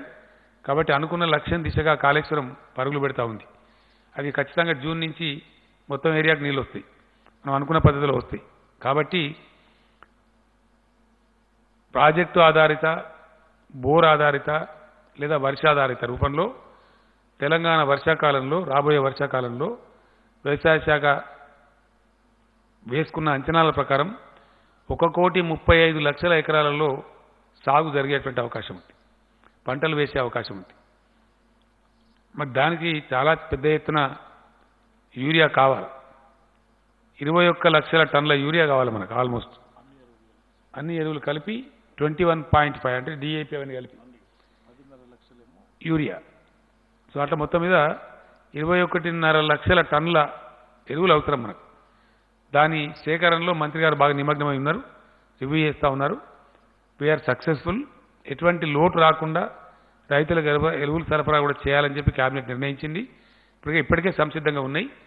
రైతులతో ఒక మనవి, రైతులకు నా విజ్ఞప్తి ఏంటంటే అందరూ ఒకసారి గుమిగూడి మీద వాడు ఎరువులు కొనుక్కోవడం కాదు. మీకు మే 5 వరకు చాలా వరకు మీకు మీ పంటల కొనుగోలు అయిపోతుంది. 90-95% అయిపోతుంది. ఏ 5% మిగులుతుంది. మే 5వ తేదీ నుంచి మీరు ఫర్టిలైజర్స్ కొనుగోలు చేసుకోవాలి. మీకు సర్కార్ డబ్బులు కూడా ఇస్తూ ఉంది, చెక్స్ కూడా వస్తాయి. కాబట్టి ఆ డబ్బులు తీసుకొని ఎరువు బస్తాలు కూడా లూజు కొనుక్కొని పోతూ ఉండాలి. వర్షాకాలం ఎంతో దూరం లేదు, జస్ట్ 1.5 మంత్లో జూన్లోనే స్టార్ట్ అవుతుంది. కాబట్టి ఎరువుల దుకాణాల కాడ కూడా మళ్ళీ రద్దీ ఏర్పడకుండా, ఎక్కువ మూగకుండా మీ పంటలకు వచ్చిన డబ్బులు తీసుకొని మీరు వెంటనే ఎరువుల కొనుగోలు స్టార్ట్ చేయాలని చెప్పి నేను రైతాంగాన్ని కోరుతా ఉన్నా. ఆ విధంగా చేసినట్టయితే రద్దీ లేకుండా కొనుక్కొని పోవచ్చు. ఇప్పుడు మన దగ్గర కొన్ని స్టాక్స్ ఉన్నాయి, కొన్ని ఇంకా అరేంజ్మెంట్స్ జరుగుతూ ఉన్నాయి. ఉన్న స్టాక్స్ అని అవుతూ ఉంటే మళ్ళీ మిగతా స్టాక్స్ కూడా వస్తూ ఉంటాయి. కాబట్టి రైతులు మే మాసంలోనే, మే నెలలోనే మీకు అవసరమైనటువంటి ఎరువులు, అది డిఏపి కావచ్చు, కాంప్లెక్స్ కావచ్చు, యూరియా కావచ్చు, కొనుగోలు చేసుకోవడం మంచిది. రద్దీ క్రియేట్ కాకుండా, రష్ క్రియేట్ చేయకుండా ఇప్పటి నుంచి కొనుక్కోవడం మంచిది. కాబట్టి చేయమని చెప్పి కోరుతా ఉన్నాం. వ్యవసాయ శాఖకు ఒక ఆదేశం ఇచ్చినాం. ఎందుకంటే ఇప్పటికిప్పుడు మనం ఫంక్షన్స్కి, పెళ్లిళ్ళకి అనుమతులు ఇవ్వం. మే 7 తర్వాత కూడా బహుశా ఇచ్చే అవకాశం ఉండదు. ఎందుకంటే మళ్ళీ ఒక్కసారి అంత ఓపెన్ చేసి ఫ్లడ్డింగ్ చేయం కాబట్టి చెయ్యం. అంటే దాదాపుగా ఇంకో నెల రోజుల దాకా ఫంక్షన్లు ఉండయి, వేడుకలు ఉండయి, ఇవి కూడా ఉండయి. కాబట్టి ఫంక్షన్ హాల్స్ దండిగా ఉన్నాయి మన రాష్ట్రంలో, గోడౌన్స్ తక్కువ ఉన్నాయి. కాబట్టి ఒక్క నెల కోసమే. కాబట్టి ఈ ఎరువులను నిల్వ చేయడానికి అన్ని మ్యారేజ్ హాల్స్ను సీజ్ చేసి వాటిని వాడుకోమని జిల్లా కలెక్టర్లకు ఆదేశం ఇచ్చినాం. కాబట్టి ఎక్కడికక్కడనే మండల కేంద్రంలో కానీ, తాలూకా కేంద్రంలో కానీ చాలా ఫంక్షన్ హాల్స్ ఉన్నాయి. అక్కడ పెట్టుకోండి. 15-20 రోజులలో మళ్ళీ మీరు ఆ విధంగా వాడుకోవచ్చు. కాబట్టి వాళ్ళకి ఏదైనా మామూలుగా ఇదేంటండి వచ్చే అవకాశం ఉంది, చెప్తాను. సో అట్లా మనకి ఫంక్షన్ హాల్స్ను తాత్కాలిక గోదాముల కింద వాడుకొని ఫర్టిలైజర్ని ఎక్కడికక్కడ రైతులకు అందజేసే ప్రయత్నాలు చేయాలి. ఆ విధంగా జిల్లా కలెక్టర్లు కూడా చర్యలు తీసుకోవాలని చెప్పి రిక్వెస్ట్ చేసినాం. ఈ విధంగా మనకు చాలా పాజిటివ్ పరిస్థితులు కనపడతా ఉన్నాయి. ఫర్టిలైజర్ కార్పొరేషన్ ఆఫ్ ఇండియా రామగుండంలో యూనిట్ పెడతామన్నప్పుడు మనల్ని కొన్ని వసతులు అడిగారు. మనల్ని ఈక్విటీ పెట్టమన్నారు మన వాటా ధనం కింద. మనం కూడా దాదాపు 150 కోట్ల పైచీలు 170 కోట్ల వరకు కూడా ఈక్విటీ పెట్టినాం. వాళ్ళకి వాటర్ కనెక్షన్ అంటే ఒక 80 కోట్లు ఖర్చు పెట్టి ఇచ్చినాం. అందులో ఆ ఫ్యాక్టరీలో మన వాటా కూడా ఉంది. ఆ ఫ్యాక్టరీ గురించి ఇక్కడనే మనకు లోకల్ ఎరువులు దొరికితే చాలా బాధలు తప్పుతాయి కాబట్టి దాన్ని చేయమని చెప్పినాం. బహుశా జూన్లో ఆ ఫ్యాక్టరీ కూడా అందుబాటులోకి వచ్చే అవకాశం ఉంది. వాళ్ళతో ఫర్టిలైజర్ కార్పొరేషన్ ఆఫ్ ఇండియా వాళ్ళతో వ్యవసాయ శాఖ మంత్రి గారే నిరంజన్ రెడ్డి గారే స్వయంగా మాట్లాడినారు. మోస్ట్ లైక్లీ జూన్లో ఉత్పత్తి ప్రారంభమయ్యే అవకాశం ఉంటుంది. అప్పుడు మనకి ఇంకా కూడా ఎరువుల కొరత బాగా తీరిపోతుంది. ఎక్కడి నుంచో నా ఉత్తర భారతం నుంచి అక్కడి నుంచో రావడం కాకుండా ఈ విధంగా మన రాష్ట్రం యొక్క ఎరువుల వాడకాన్ని ముఖ్యంగా యూరియా వాడకానికి అది చాలా మనకు ఉపయోగపడేటువంటి ఆస్కారం ఉంటుంది. ఇట్లా రాష్ట్రాన్ని కాపాడుకుంటూ అన్ని రంగాలను కూడా కాపాడుకుంటూ అన్ని రకాల ప్రజలను కాపాడుకుంటూ ముందుకు పోవాల్సిన అవసరం దృష్ట్యా ఇది మనం ఈ రకమైనటువంటి నిర్ణయాలు తీసుకున్నాం, ముందుకు పోతూ ఉన్నాం. కాబట్టి దయచేసి ప్రజలకు నేను పదే పదే విజ్ఞప్తి చేస్తూ ఉన్నా, ఇది ఇంకింత కఠినంగా లాక్డౌన్ అమలు చేయాలి, మరింత కఠినంగా. బయటికి వచ్చే వాళ్ళు రాకండి. ఇప్పటికే చాలా కేసులు పెట్టినారు పోలీసులు, చాలా వాహనాలు సీజ్ చేసినారు. దాదాపు 35-40 వేల వాహనాలు కూడా 60 అండి 50 వేల వాహనాలు కూడా సీజ్ చేసినారు. ఎందుకు అనవసరంగా బయటికి రావడం ఎందుకు, ఆ సీజర్ ఎందుకు? కాబట్టి అత్యవసరం ఉన్న వాళ్ళకు ప్రభుత్వమే కొన్ని పాసులు ఇస్తూ ఉన్నారు, కొంత అవకాశం కల్పిస్తూ ఉన్నారు. కాబట్టి దయచేసి ఇళ్ళ నుంచి రాకండి. వ్యాధి మన దగ్గర తగ్గుతున్నా కూడా తగ్గడం లేదు, సమాన స్థాయిలో ఉంది. ఏ మూలకి ఏ విపత్తు వస్తుందో తెలియదు. అనవసరంగా పూసుకుంటే ఇబ్బంది వస్తుంది. ఇలాగ ఈ జొమాటో ఇంకోటి ఏంటది స్విగ్గీ దాన్ని మూసేసినామంటే మాకు సంతోషం లేదు. దాని మీద కూడా ప్రభుత్వానికి వచ్చే ట్యాక్స్ పోతుంది. యాక్చువల్గా వాళ్ళు పోతే సేల్స్ ట్యాక్స్ వస్తుంది మనకి ప్రభుత్వానికి, అది ప్రభుత్వం నష్టపడుతుంది. కానీ మూసిన కారణం ఏంటంటే ఆ ఢిల్లీ ఉదాహరణ చూస్తే భయపడతా ఉంది. అనవసరంగా ఎవరు నలుగురికి అంటుకుంటే మళ్ళీ అది 100 మందికి 1000 మందికి పోతే చాలా ప్రమాదం వచ్చే ఆస్కారం ఉంటుంది. కాబట్టి ఈ చర్యలు ఎవ్వి ప్రభుత్వం తీసుకున్నా దయచేసి ప్రజల యొక్క క్షేమాన్ని, ప్రజల యొక్క మేలును దృష్టిలో పెట్టుకొని చేస్తారు తప్ప వేరే ఉద్దేశం కాదు. కాబట్టి అందరూ కూడా సహకరించాలి. ఎక్కడైనా ఇంకేమైనా లోటుపాట్లు ఉన్నట్టయితే, ఇంకా కూడా సహాయం చేరకుండా ఉన్నట్టయితే, ఇంకా కూడా ఏదైనా ప్రభుత్వ సహకారం మీకు అవసరం ఉన్నట్టయితే వెంటనే డయల్ 100కి ఫోన్ చేయండి. మీ దగ్గర ఉండేటువంటి మీ శాసనసభ్యులకు తెలియజేయండి, మీ సర్పంచ్లకు తెలియజేయండి, దాంతోపాటు అధికారులకు తెలియజేయండి, మీ జిల్లా కలెక్టర్ గారికి తెలియజేయండి. తప్పకుండా ప్రభుత్వం మీకున్న కష్టాలు తొలగించడానికి అన్ని ప్రయత్నాలు చేస్తుంది. కాబట్టి ఆ రకంగా ముందు పోదాం. ఈ కరోనా బారి నుంచి మనల్ని మనం కాపాడుకుందాం. కాబట్టి ధైర్యంగా ఉంటూ పెద్దలందరూ కూడా ఇప్పటికీ చాలా మంచి పని చేస్తూ ఉన్నారు. చాలా ప్రభుత్వం బాగా చేస్తుందని అభిప్రాయంతో ఉన్నారు. కాబట్టి అదే విధమైనటువంటి ప్రజలు ప్రభుత్వం కలిసి గట్టిగా దీన్ని ఎదుర్కొంటే ఈ ఉత్పాతం నుంచి, ఈ ప్రమాదం నుంచి మనల్ని మనం రక్షించుకోవచ్చు. నేను మళ్ళొక్కసారి గుర్తు చేస్తా ఉన్న ప్రజలకి, దీనికి ఇప్పటికీ ప్రపంచంలో మందు లేదు. ఉపశమన చర్యలకు వాడే హైడ్రాక్సీ క్లోరోక్విన్, జ్వరం తగ్గించడానికి అదే పారాసిటమాల్, టెంపరేచర్ తగ్గించడానికి తప్పితే అజిత్రోమైసిన్ అని ట్యాబ్లెట్లు, అవి తప్ప నిర్దిష్టమైనటువంటి మందు దీనికి లేదు. దీని మళ్ళీ నేను మే 5th ఇంకా డీటెయిల్గా చెప్తాను. ఇప్పటిదాకా మందు లేదు. ఇంకా కొన్ని విషయాలు చాలా ఆశ్చర్యంగా ఉన్నాయి, ఎందుకంటే చాలా తమాషా జరగబోద్దని చెప్తా ఉన్నారు. కాబట్టి వ్యవసాయం జరగాల, ఆ వ్యవసాయం కూడా దయచేసి విడివిడిగా ఉండాలా. ఒక మాట చెప్తాను నేను ముగించే ముందు. ఈరోజు ఇండియా 135 కోట్ల జనాభా ఉన్న భారతావనికి అన్నం పెట్టగలిగేటువంటి దేశం ఏదైనా ఉందా ప్రపంచంలో? లేదు.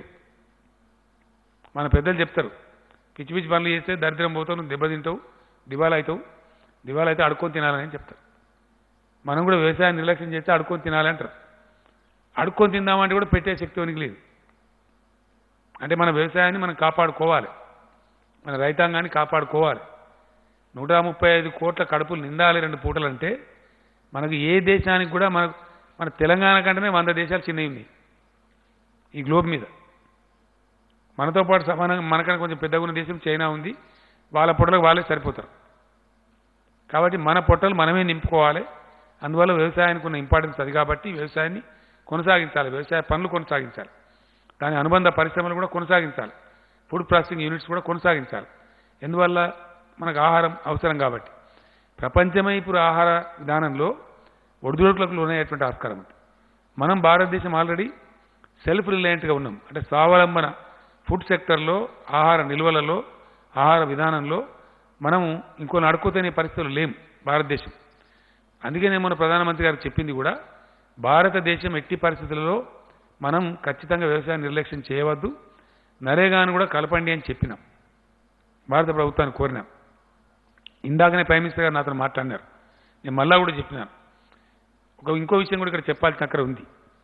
ఆర్థిక పరంగా దేశం ముందుకు రావాలి. సెంట్రల్ బ్యాంకులు, రిజర్వ్ బ్యాంకులు ఏ దేశమైనా పెట్టుకునేది ఎందుకు? ఎట్టి పరిస్థితుల్లో ఇట్లాంటి విపత్తులు వచ్చినప్పుడు, విపత్కర పరిస్థితి వచ్చినప్పుడు పెట్టాల్సిన అవసరం ఉంటుంది. మళ్ళా ఒకసారి నేను అప్పీల్ చేస్తా ఉన్నా భారత ప్రభుత్వానికి, ఈ దేశంలో ఫిస్కల్ పాలసీ మీ చేతుల్లో ఉంది, రాష్ట్రాల చేతుల్లో లేదు. దేశ విత్త విధానం, దాని కరెక్ట్ తెలుగులో చెప్పాలంటే దేశం యొక్క విత్త విధానం, కంట్రీస్ ఎకనామిక్ పాలసీ కేంద్రం తన ఆధీనంలో పెట్టుకున్నది. కేంద్ర ఆధీనంలో అది ఉంది కాబట్టి ఏం చేయాలన్నా కేంద్రం చేయాలి.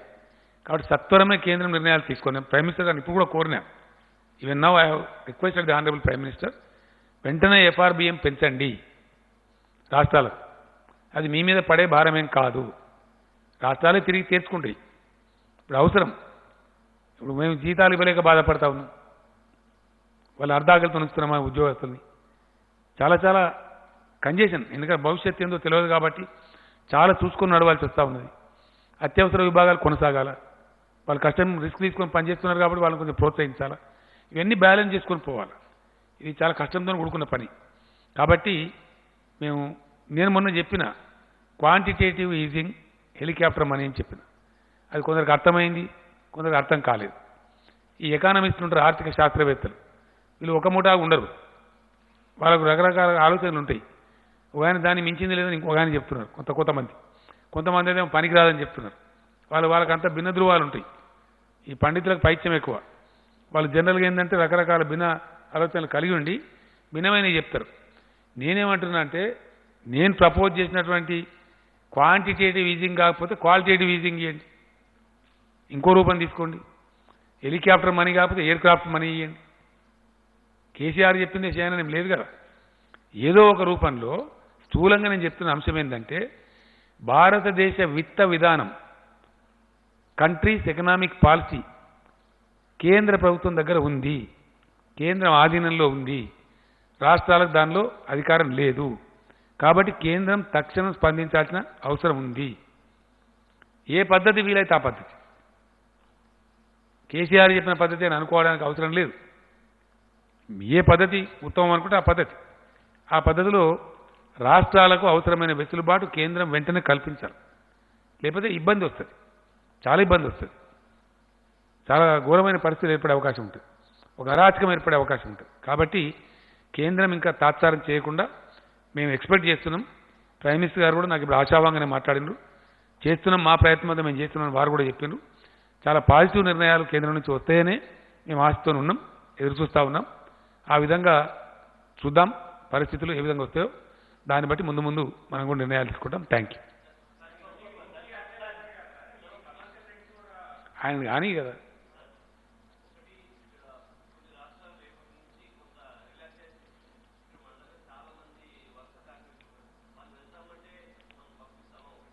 పంపించేది లేదండి, నో. ఇంటర్నేషనల్ లేదండి, ఓన్లీ డొమెస్టిక్ అంటున్నారు. 4th నుంచి ఇంటర్నేషనల్ లేదు. టికెట్ కూడా ఇప్పుడు బుక్ చేసుకోమని విమానయాన సంస్థలు చెప్తున్నది డొమెస్టిక్ వాటికి మాత్రమే. అది May 4th నుంచి అని చెప్తున్నారు. మా దగ్గర May 4th కూడా మేము అనుమతించాం ఎట్టి పరిస్థితులలో, ఓన్లీ ఆఫ్టర్ May 7th. అది May 5th తర్వాత. విమాన ప్రయాణికులకు మేము మనవి చేస్తూ ఉన్నాం, హైదరాబాద్ రాకండి, కష్టాలు కొని తెచ్చుకోకండి. You can come, but you can only come after May 7th, after relaxation by the state government. మాకు ఏ ఒపీనియన్ లేదు, మా ఒపీనియన్ మాకుంది. మేము మా ఒపీనియన్ చెప్పాల్సిన అవసరాలు లేవు, కాంట్రవర్సీకి మేము పోవాల్సిన అవసరం లేదు. కేంద్రం తన నిర్ణయం తను తీసుకున్నది, మేము మా నిర్ణయాలు మేము తీసుకున్నాం. నో సారీ, ఇది ఇంటి అద్దెలకు మాత్రమే.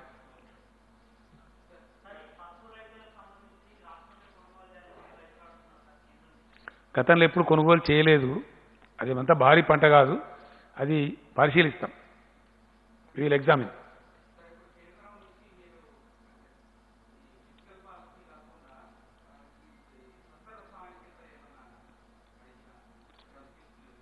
నేను ఏమంటున్నా అంటే అది కేంద్రమే ఆఫర్ చేయాలా? వాళ్ళు ఏం చేసిందంటే నేరుగా ముందు ఒక 1,70,000 crores ప్యాకేజ్ ప్రకటించి ఇచ్చినారు. ఏ రకరకాల పద్ధతిలో ఇచ్చినారు. జన్ధన్ ఖాతా ఉన్న ఒక 500 రూపీస్ వేయటం, బియ్యం ఇవ్వటం, ఇట్లాంటి కొన్ని కార్యక్రమాలు చేసినారు. ప్రధానమంత్రి గారు స్వయంగా చెప్పినారు, పథకాలు కలిపి ఇవ్వండి, ఇందులో పోటీ అవసరం లేదు, డబ్బు దుబారా వద్దు, ఎంత అవసరమో అంత ఇవ్వండి అని చెప్పినారు. మొత్తానికి జరుగుతూ ఉంది. మేమేమంటున్నామంటే అది పేదలను ఆదుకోవడానికి, అనుకోకుండా వచ్చిన ఉత్పాతాన్ని ఆదుకోవడానికి, తాత్కాలిక ఉపశమన చర్యలకి అది దోహదపడుతుంది. ఇప్పుడు సపోజ్ మేము ఇస్తున్నాం, బియ్యం ఇస్తున్నాం, 12 కిలోలు ఫ్రీగా ఇస్తున్నాం, ఓ 1,500 రూపాయలు ఇస్తున్నాం. అది మినిమం గ్యారెంటీ, కనీసం కూరో కాయో పప్పో పులుసో తినడానికి ఉపయోగిస్తుంది, మొత్తానికి కాదు. మొత్తానికి జరగాలంటే రాష్ట్రాలు ఆర్థికంగా పటిష్టంగా ఉండాలి, ఉంటే పాలసీలు కరెక్ట్ చేయగలుగుతారు. సపోజ్ మిమ్మల్ని అడిగింది ఏంటంటే, ఫర్ ఎగ్జాంపుల్ మేము ధాన్యం కొంటున్నాం ఇప్పుడు రైతు దగ్గర నుంచి, దాన్ని మేము మొత్తం ఇవ్వలేం, వరి ధాన్యం మేరకు ఎఫ్సీఐకి ఇస్తే ఎఫ్సీఐ వాళ్ళు ధాన్యం తీసుకోరు, బియ్యం తీసుకుంటారు మన దగ్గర. దాని కస్టమైజ్డ్ మిల్లింగ్ ఎఫ్సీఐకి ఏ గ్రేడ్లో అవసరం ఉంటుందో ఆ స్థాయికి మిల్లింగ్ చేసి మనం ఇవ్వాలి. ఇదంతా ప్రాసెస్. ఇదంతా అయిపోయి చివరి రూపాయి మనకు రావడానికి ఎఫ్సీఐకి మనం ఇస్తే, ఎఫ్సీఐ మనకిచ్చే ఈ మధ్యలో ఒక 4, 5, 6 నెలలు పడుతుంది. ఇంత స్పీడ్గా చేసినా కూడా పడితే ఆ టైంలో వచ్చే ఇంట్రెస్ట్ ఏదైతే ఉంటుందో ఈ అప్పు మీద, అది రాష్ట్ర ప్రభుత్వం మీద పడుతుంది. దాన్ని మాఫీ చేయండి అని అడిగినాం మనం. అది భారం కానియకండి రాష్ట్రం మీద, దాన్ని మాఫీ చేయండి, ఆదేశం ఇవ్వండి, మీరు ఆర్బీఐ ద్వారా బ్యాంకులకు ఆర్డర్స్ ఇవ్వండి అని అడిగినాం. అదేం గొంతెమ్మ కోరిక కాదు కదా, కేంద్రం చేయవచ్చు. నేను ప్రైమ్ మినిస్టర్ గారు అదే చెప్పిన, క్వాంటిటేటివ్ ఈజింగ్, హెలికాప్టర్ మనీ అట్లా పెట్టినా ఇవన్నీ చేయొచ్చు కదా అర్జెంటుగా. రాష్ట్రాల యొక్క రుణ పరిమితి పెంచవచ్చు, నథింగ్ ప్రివెంట్స్. ఇట్లాంటి నేను చెప్పినటువంటి వాటి సడలింపులు ఇవ్వవచ్చు, నథింగ్ ప్రివెంట్స్. మేము ఇంకోటి అడిగినాం, ఈ 6 months ఎకానమీ దెబ్బతింటాం కాబట్టి first quarter of 2021 and second quarter మేము రాష్ట్ర ప్రభుత్వాలు చెల్లించే అప్పులున్నాయి. అందులో మేము 2 రకాల అప్పులు ఉంటాయి మాకు. కేంద్రానికి రిజర్వ్ బ్యాంక్ పూచి ఉండి ఇచ్చినటువంటి అప్పులు ఉంటాయి, దాన్ని ఎఫ్ఆర్బిఎం లోన్స్ అంటారు. అదర్ దాని ఎఫ్ఆర్బిఎం లోన్స్ మా జిఎస్డిపికి అగ్నెస్ట్గా మేము తీసుకునేవి ఉంటాయి. సపోజ్ మనం కాళేశ్వరం ప్రాజెక్ట్ తెచ్చుకున్నాం, బాలమూరు తెచ్చుకున్నాం, ఆర్ఈసీ నుంచి కానీ పిఎఫ్సి నుంచి కానీ తెచ్చుకున్నాం. వాటిని డిఫర్మెంట్ అడిగినాం. వాటిని ఏమడిగినామంటే వాయిదా వేయించండి అని అడిగినాం. వాయిదా వేయించే అధికారం మాకుంటే మేమే డీల్ చేసుకుందాం ఆ సంస్థలతో. అధికారం మాకు లేదు. ఆ పాలసీ సెంటర్ తన దగ్గర పెట్టుకున్నది. కాబట్టి సెంటర్ హ్యాస్ టు ఇంటర్వీన్ అని చేయాలని చెప్పినాం. ఇట్లాంటి అయినా సరే తొందరగా చేయాలని మేము కోరుతున్నాం. మల్లేశం గారు, ఎఫ్ఆర్బిఎం కానీ ఈ రకమైనటువంటి ఖచ్చితంగా ఎట్టి పరిస్థితుల్లో చేయాలని చెప్పి కోరుతున్నాం మేము. నథింగ్ రాంగ్ కదా.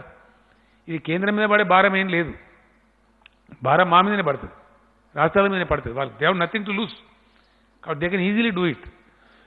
ఇవైనా సరే తాత్సారం చేయకుండా, ఆలస్యం చేయకుండా మీరు చెయ్యండి అని ఇంతకుముందే just half an hour before నేను ప్రైమ్ మినిస్టర్ గారిని మళ్ళీ ఒకసారి రిపీటెడ్ కోరినాను.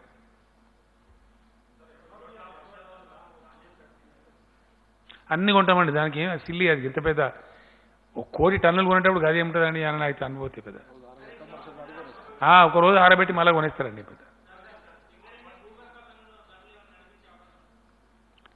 నాకు తెలిసి లిమిటెడ్గా నడుస్తున్నట్టున్నాయి, దానిలో చూడలేదు, దాన్ని పరిశీలన చేయాలి పెద్ద, నాకు ఐడియా లేదు.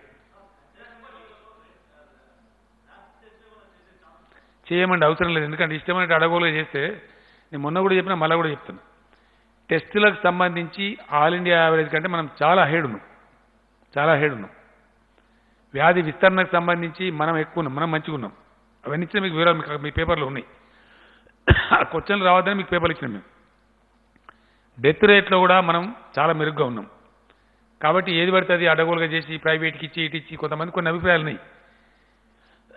కాబట్టి మేము మా కంట్రోల్లోనే ఉంచుకోవాల్సింది. ఇది ప్రత్యేకమైన పరిస్థితి. ఎందుకు మేము గచ్చిబౌలి అర్జెంటుగా 1500 హాస్పిటల్ ఎందుకు తయారు చేసినాం? మాకైతే చాలా నియంత్రణ ఉంటుంది, కంట్రోల్ ఉంటుంది. ఒక్క చేమికెళ్ళి 12 వాళ్ళు అంటారు చూడండి మన ఊళ్ళల్లో. అప్పుడు ఏమైందంటే తెలుస్తుంది మనకి ఏం జరుగుతుంది, స్టేటస్ ఏంది, కరెక్ట్ ఏంది, మంచి ఏంది, చెడ్డ ఏంది, కంట్రోల్ ఉంటుంది. మా శక్తి మించినప్పుడు తప్పకుండా ప్రైవేట్ని ఇన్వాల్వ్ చేస్తాం. ఇలా 1500 పర్ డే టెస్టింగ్ కెపాసిటీ ఉంది మనకి. ఇనిషియల్గా ఉన్నట్టు లేము. కాబట్టి ఖచ్చితంగా గవర్నమెంట్లోనే టెస్టులు జరుగుతాయి, గవర్నమెంట్లోనే జరుగుతుంది. అత్యవసరం అయితే తప్ప అటువంటిది అవసరం లేదు మనకి ప్రస్తుతానికి. అవసరమైనప్పుడు తప్పకుండా ఆలోచన చేస్తాం. ఒక్కరండి.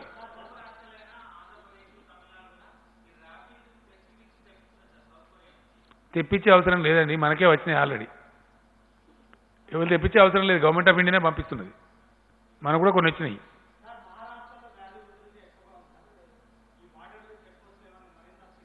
చేసినాం, ఆల్రెడీ చేసినాం. మనకంటే ఎక్కువ ప్రజలే చేసినారు. వాళ్ళకి దండం పెట్టాలి. ఎందుకంటే అన్ని గ్రామాల ప్రజలు కూడా రోడ్లను తవ్వేసినండి, మాకు రావద్దని చెప్పి. ఇంకా తమాషా ఏంటంటే హైదరాబాద్ నుంచి పోతే ఊళ్ళో కూడా ఊరు వ్యక్తులను కూడా రాణిస్తలేరు. మీకు కూడా తెలిసి ఉంటాయి కొన్ని ఉదంతాలు. అంత కఠినంగా ఉన్నాయి గ్రామాలు. బాగా నియంత్రణ పాటిస్తున్నారు వాళ్ళు.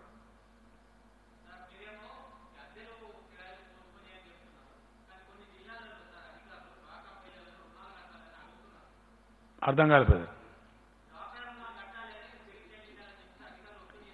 నేను డాక్రా రుణాల గురించి ఇప్పుడు చెప్పలేదే. డాక్రా రుణాలు కట్టాలి బ్రదర్, కంపల్సరీ కట్టాలి. ఎందుకంటే వాళ్ళు తీసుకుంటారు బ్యాంక్ నుంచి డబ్బులు, అవి చేసి మళ్ళీ కడుతుంటారు వాళ్ళు. వాళ్ళకి డబ్బులకు బాధ ఉండదు, వాళ్ళు కడితేనే మంచిది, వాళ్ళ క్యారెక్టర్ పోవద్దు. మన రాష్ట్రంలో మహిళా సంఘాలు సాధించిన గొప్ప విజయం అది. 99.9% రెగ్యులర్ పేమెంట్స్ ఉన్నాయి. కాబట్టి బ్యాంకులు ప్రభుత్వం 5 లక్షలు చెప్తే 5 లక్షలు ఇస్తున్నారు, 10 లక్షలు చెప్తే 10 లక్షలు ఇస్తున్నారు. ఎనీ అమౌంట్ ఇవ్వడానికి సిద్ధంగా ఉన్నారు. కాబట్టి అది మంచి స్కీమ్ ఉంది, దాన్ని చెడగొట్టద్దు. వాళ్ళు అవసరం ఉన్న కాడికే తీసుకోవాలి. ఇప్పుడు వాళ్ళు దండిగా వాళ్ళకి డబ్బులు అవసరం ఉన్నాయి. ఎందుకు? ఐకేపీ సెంటర్స్ ధాన్యం కొంటున్నారు, వాళ్ళకి కొంత లాభం వస్తుంది. కాబట్టి డబ్బులు కట్టాల్సిందే, కంపల్సరీ కట్టాలి.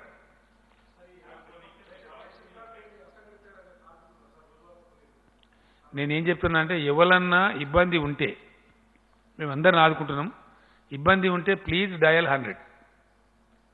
రైట్. ఏందండి ఏ విషయంలో తప్పట్టిందండి? ఏ దానిలో? వాళ్ళు ప్రభుత్వానికి వచ్చినప్పుడు చాలా గొప్పగా చేయమని చెప్తామండి. గరీబ్ గారు ఎందుకంటే అనవసరం వాళ్ళ గురించి ఏం అర్థం పర్థం ఉండాలి కదా మాట్లాడడానికి. ఇప్పుడు ఇన్ని మీకు ఇచ్చిన కాగితం ఉంది కదండి, దట్ ఇస్ అఫిషియల్ రికార్డ్.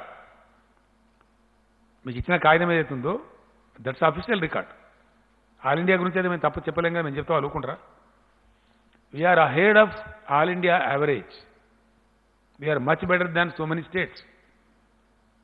ఈ గవర్నమెంట్ యొక్క పనితనానికి గది నిదర్శనం. ఎవరో ఆపోజిషన్ ఏం ఆపోజిషన్ ఉన్నారు?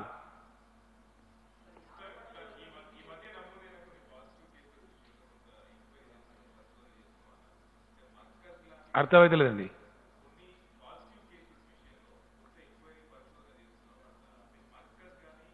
ఏం పరిశోధన లేదు. కంటిన్యూ చేస్తారు కదండి. అది ఒక ట్రావెల్ హిస్టరీ కాదు, మీకు తెలియదు. దాని చాలా ఉంటాయి బాధలు. ప్రతి కేసుకు చేస్తారు అది, ఎవ్రీ కేసు. ఏడ తిన్నాడు, ఎవరింటికి పోయిండు, ఏం తిన్నాడు, హోటల్లో తిన్నాడా, ఏ గ్లాసులో మంచినీళ్ళు దాన్ని కూడా చూస్తారు. అది ఇంకొంత మనకు అంటుకుంటుంది కదా. చాలా స్ట్రిక్ట్ మెజర్స్ ఉంటాయి, అవి చాలా కఠినంగా చేస్తారు. దానిలో అనుమానమే అవసరం లేదు దయచేసి. ఎవరన్నా కానివ్వండి, అనుమానితులు ఉంటే ఖచ్చితంగా చేస్తారు. పాజిటివ్ వచ్చిన కేసులను అయితే వదలరు. కంపల్సరీ వాళ్ళ సరౌండింగ్స్, వాళ్ళ కథ కంటైన్మెంట్లో చాలా స్ట్రిక్ట్గా ఉంటారు. నేను ఎందుకు చెప్తున్నాను దయచేసి మీరు అర్థం చేసుకోవాల్సి ఇక్కడ ఏంటంటే పాయింట్, వ్యాధి ఇక్కడ ఉన్నది ఏం తెలుసున్నానండి. సింపుల్ ఇష్యూ, చాలా సింపుల్. మనం సింప్లిఫై చేద్దాం. మీరు మంచి క్వశ్చన్ అడిగింది, నేను మంచి జవాబు చెప్తాను. ఇక ప్రజలకు పోతుంది, ప్రజలకు పోవాలి నేను కోరుకుంటున్నాను. బోరు కొట్టినా సరే నేను మళ్ళీ రిపీట్ చేస్తాను. ప్రపంచంలో ఇప్పటికీ దీనికి సరి అయిన మందు లేదు. ఇది గ్యారెంటీ. వ్యాక్సిన్ కానీ అంత ఈజీగా తయారు కాదు, అది టైం టేకింగ్, అంత సులభం కాదు. అయితే మనం అరికట్టగలిగేది ఏంది? కేంద్రం కానీ రాష్ట్రం కానీ ఇంకోలు కానీ ఏంది అంటే వ్యాధి ఉధృతిని ఒకటేసారి వేల లక్షల మందికి సోకకుండా, ఒకటేసారి వేల లక్షల మరణాలు సంభవించకుండా అరికట్టగలుగుతాం. ఆ అరికట్టడానికి మన దగ్గర భారతదేశంలో ఉండే ఒకటే ఒక ఆయుధం లాక్డౌన్. ఒకటే ఆయుధం, మనకి ఇంకా ఆయుధం లేదు. నేను పదే చెప్తా ఉన్నా, కానీ ప్రజలు అర్థం చేసుకుంటున్నారు. ఇంకా వేరే మార్గం, వేరే గత్యంతరం లేదు. వైద్య విధానంలో ఇప్పటి వరకు ఉన్న ఉపశమన చర్యలే తప్ప వ్యాధి నిర్మూలన కోసం వాడే మందులు లేవు. అంటే వ్యాధి మనకు అంటుకోకుండా మనం కాపాడుకోవాలి అంతే. ఇక నేను స్వీయ నియంత్రణ, స్వీయ అంటే వ్యక్తిగత నియంత్రణ. ఏ వ్యక్తికి ఆ వ్యక్తి నేను కరోనా గురి కావద్దు అని మనసులో అనుకుంటే అయిపోయాయి. ఈచ్ పర్సన్, ఏ కుటుంబానికి ఆ కుటుంబం, ఏ ఊరికి ఆ ఊరు, ఏ బస్తికి ఆ బస్తి. ఇంతకు మించిన మందు, ఇంతకు మించిన ఆయుధం మన దగ్గర లేదు.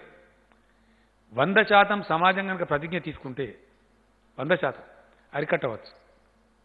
ఫర్ ఎగ్జాంపుల్ కొన్ని దేశాలు ఉన్నవి, వాళ్ళు స్ట్రిక్ట్గా ఉన్నారు, అక్కడ వ్యాధి ఉధృతిని అరికట్టారు, they are successful. For example ఎవరైతే నిర్లక్ష్యం చేసినారో వాళ్ళు ఇలా పే చేస్తున్నారు. యూరోపియన్ కంట్రీస్ 2-3 కంట్రీస్ మనం వింటున్నాం, మీరు చూస్తున్నారు. నేను ఇందాక చెప్పిన మన దగ్గర 2.44 ఉంది డెత్ రేట్ మన తెలంగాణలో అని చెప్పి. కొన్ని దేశాలు 14% ఉన్నాయి, 10%లో ఉన్నాయి, 13%లో ఉన్నాయి. వాళ్ళ కారణం ఏంటంటే నెగ్లెక్ట్ చేసింది, వాళ్ళు మేల్కోలే, ఏమవుతుందిలే అని అనుకున్నారు. ఒక్కడేసారి విజృంభించింది. మొన్న ఒక ఫ్రెండ్ చెప్తున్నాడు నాకు, అమెరికాలో ఒక ఇంట్లో అన్నోన్ డెడ్ బాడీస్ ఒక 27 ఉన్నాయి ఒకటే ఇంట్లో. అది ఎంత విషాదం! అది మనుషులు చేవాలన్నా మున్సిపాలిటీ కుక్కల కన్నా అధ్వానం అయిపోయాయి. ఎవడో గుర్తుపట్టలేని స్థితిలో అంత అధ్వానంగా అటువంటి దైన్యమైన చావులు రాకూడదు మనుషులకు. అటువంటి స్థితి రావద్దంటే మన చేతిలో ఉన్న ఏకైక ఆయుధం లాక్డౌన్, వ్యక్తిగత నియంత్రణ, కుటుంబ నియంత్రణ, మనకు మనమే. ఇప్పుడు ఫర్ ఎగ్జాంపుల్ చెప్తున్నాం కదా, దయచేసి అనుకోవద్దు. కొంతమంది దుర్మార్గం చేస్తున్నారు అక్కడక్కడ, కొంతమంది పిచ్చిపాళ్ళు బాధితారహితంగా చేస్తారు. కూరగాయలకు నాకు చాలామంది చెప్పినారు, ఓల్డ్ సిటీ ఎమ్మెల్యే చెప్పినారు నాకు, మజ్లీస్ పార్టీ వాళ్ళు, సార్ మీరు పొద్దునుంచి సాయంత్రం దాకా కుల్లా పెట్టిండ్రు, 4 గంటలు చాలదా సార్, మిగతా టైం అంతా కర్ఫ్యూ పెట్టమన్నారు. కాదు నాయన, మా కర్ఫ్యూ పెట్టడం మాకేం కాయిష్ కాదు. ఉద్దేశం ఏంది? ఎక్కువ పీరియడ్ ఉంటే స్టాగర్ అవుతారు, సడన్గా ఒకటేసారి గుంపులు చేరరు, ఆ వెసులుబాటు ప్రజలకు ఉండాలి, ఒకటేసారి పోయి అక్కడ పడద్దు షాపుల మీద అని మనం ఉదయం నుంచి సాయంత్రం దాకా పెట్టుకున్నాం. 7 o'clock నుంచి కర్ఫ్యూ పెట్టుకున్నాం. అది ప్రభుత్వం సదుద్దేశంతో ఇచ్చినప్పుడు దాన్ని అట్లే వినియోగం చేయాలి. కొంతమంది ఉదయం పూట పోవచ్చు, కొంతమంది మధ్యాహ్నం పోవచ్చు, కొంతమంది ఈవినింగ్ 4 o'clock పోవచ్చు. అది బుద్ధిమంతులతనం ప్రజలే ప్రదర్శించాలి. గృహాల పెద్దలు, కాలనీల పెద్దలు ప్రదర్శించాలి. కంటైన్మెంట్ ఏరియా ఉంది, 100% కూరగాయలు వాళ్ళ ఇళ్ళకి పంపిస్తూ ఉన్నాం. వాళ్ళు ఎక్కడికి పోయే అవసరం లేదు, ప్రతి ఒక్క విషయం పంపిస్తూ ఉన్నాం. పాల కాడ నుంచి కూరగాయలు, నిత్యావసర సరుకులు, దే నీడ్ నాట్ కమ్అవుట్. ఈ కంటైన్మెంట్ అని చెప్తే అదేం భయపడాల్సిన అవసరం లేదు. ఎంటైర్ కంటైన్మెంట్ చేసిన ఏరియాస్లో 80,000 మంది ప్రజలే ఉన్నారు జనాభా చూస్తే, మొత్తం రాష్ట్రం లేదు.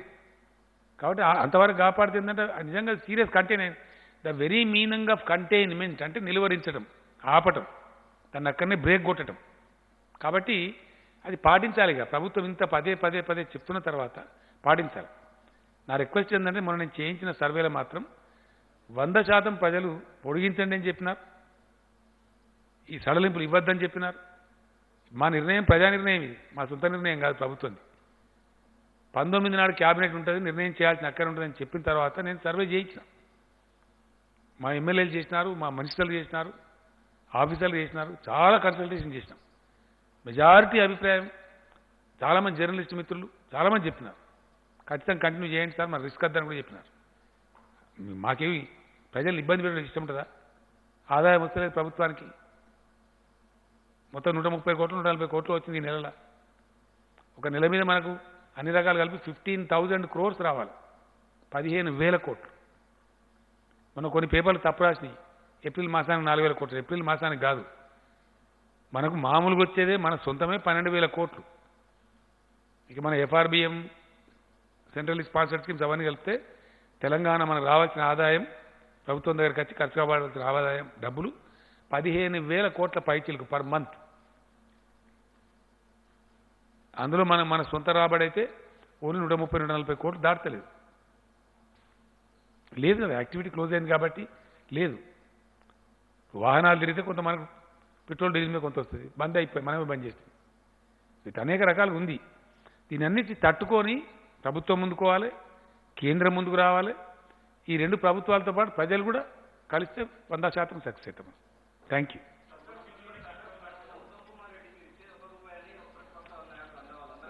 ఈ గాల గురించి నేను మాట్లాడదలుచుకోలేదండి. నేనేమంటే మేము మాట్లాడదలుచుకోలేదండి, నో కామెంట్స్. క్యూ కాయకే వస్తుంది అదేం లేదు బ్రదర్, అన్ని అంతరా control. Old city new city ఏం తేడా లేదు, అంతరా కంట్రోల్నే ఉంది. కంటైన్మెంట్ ఎవరు ఉల్లంఘించినా చాలా తీవ్ర చర్యలు ఉంటాయి. No exemption for any religion anybody, no.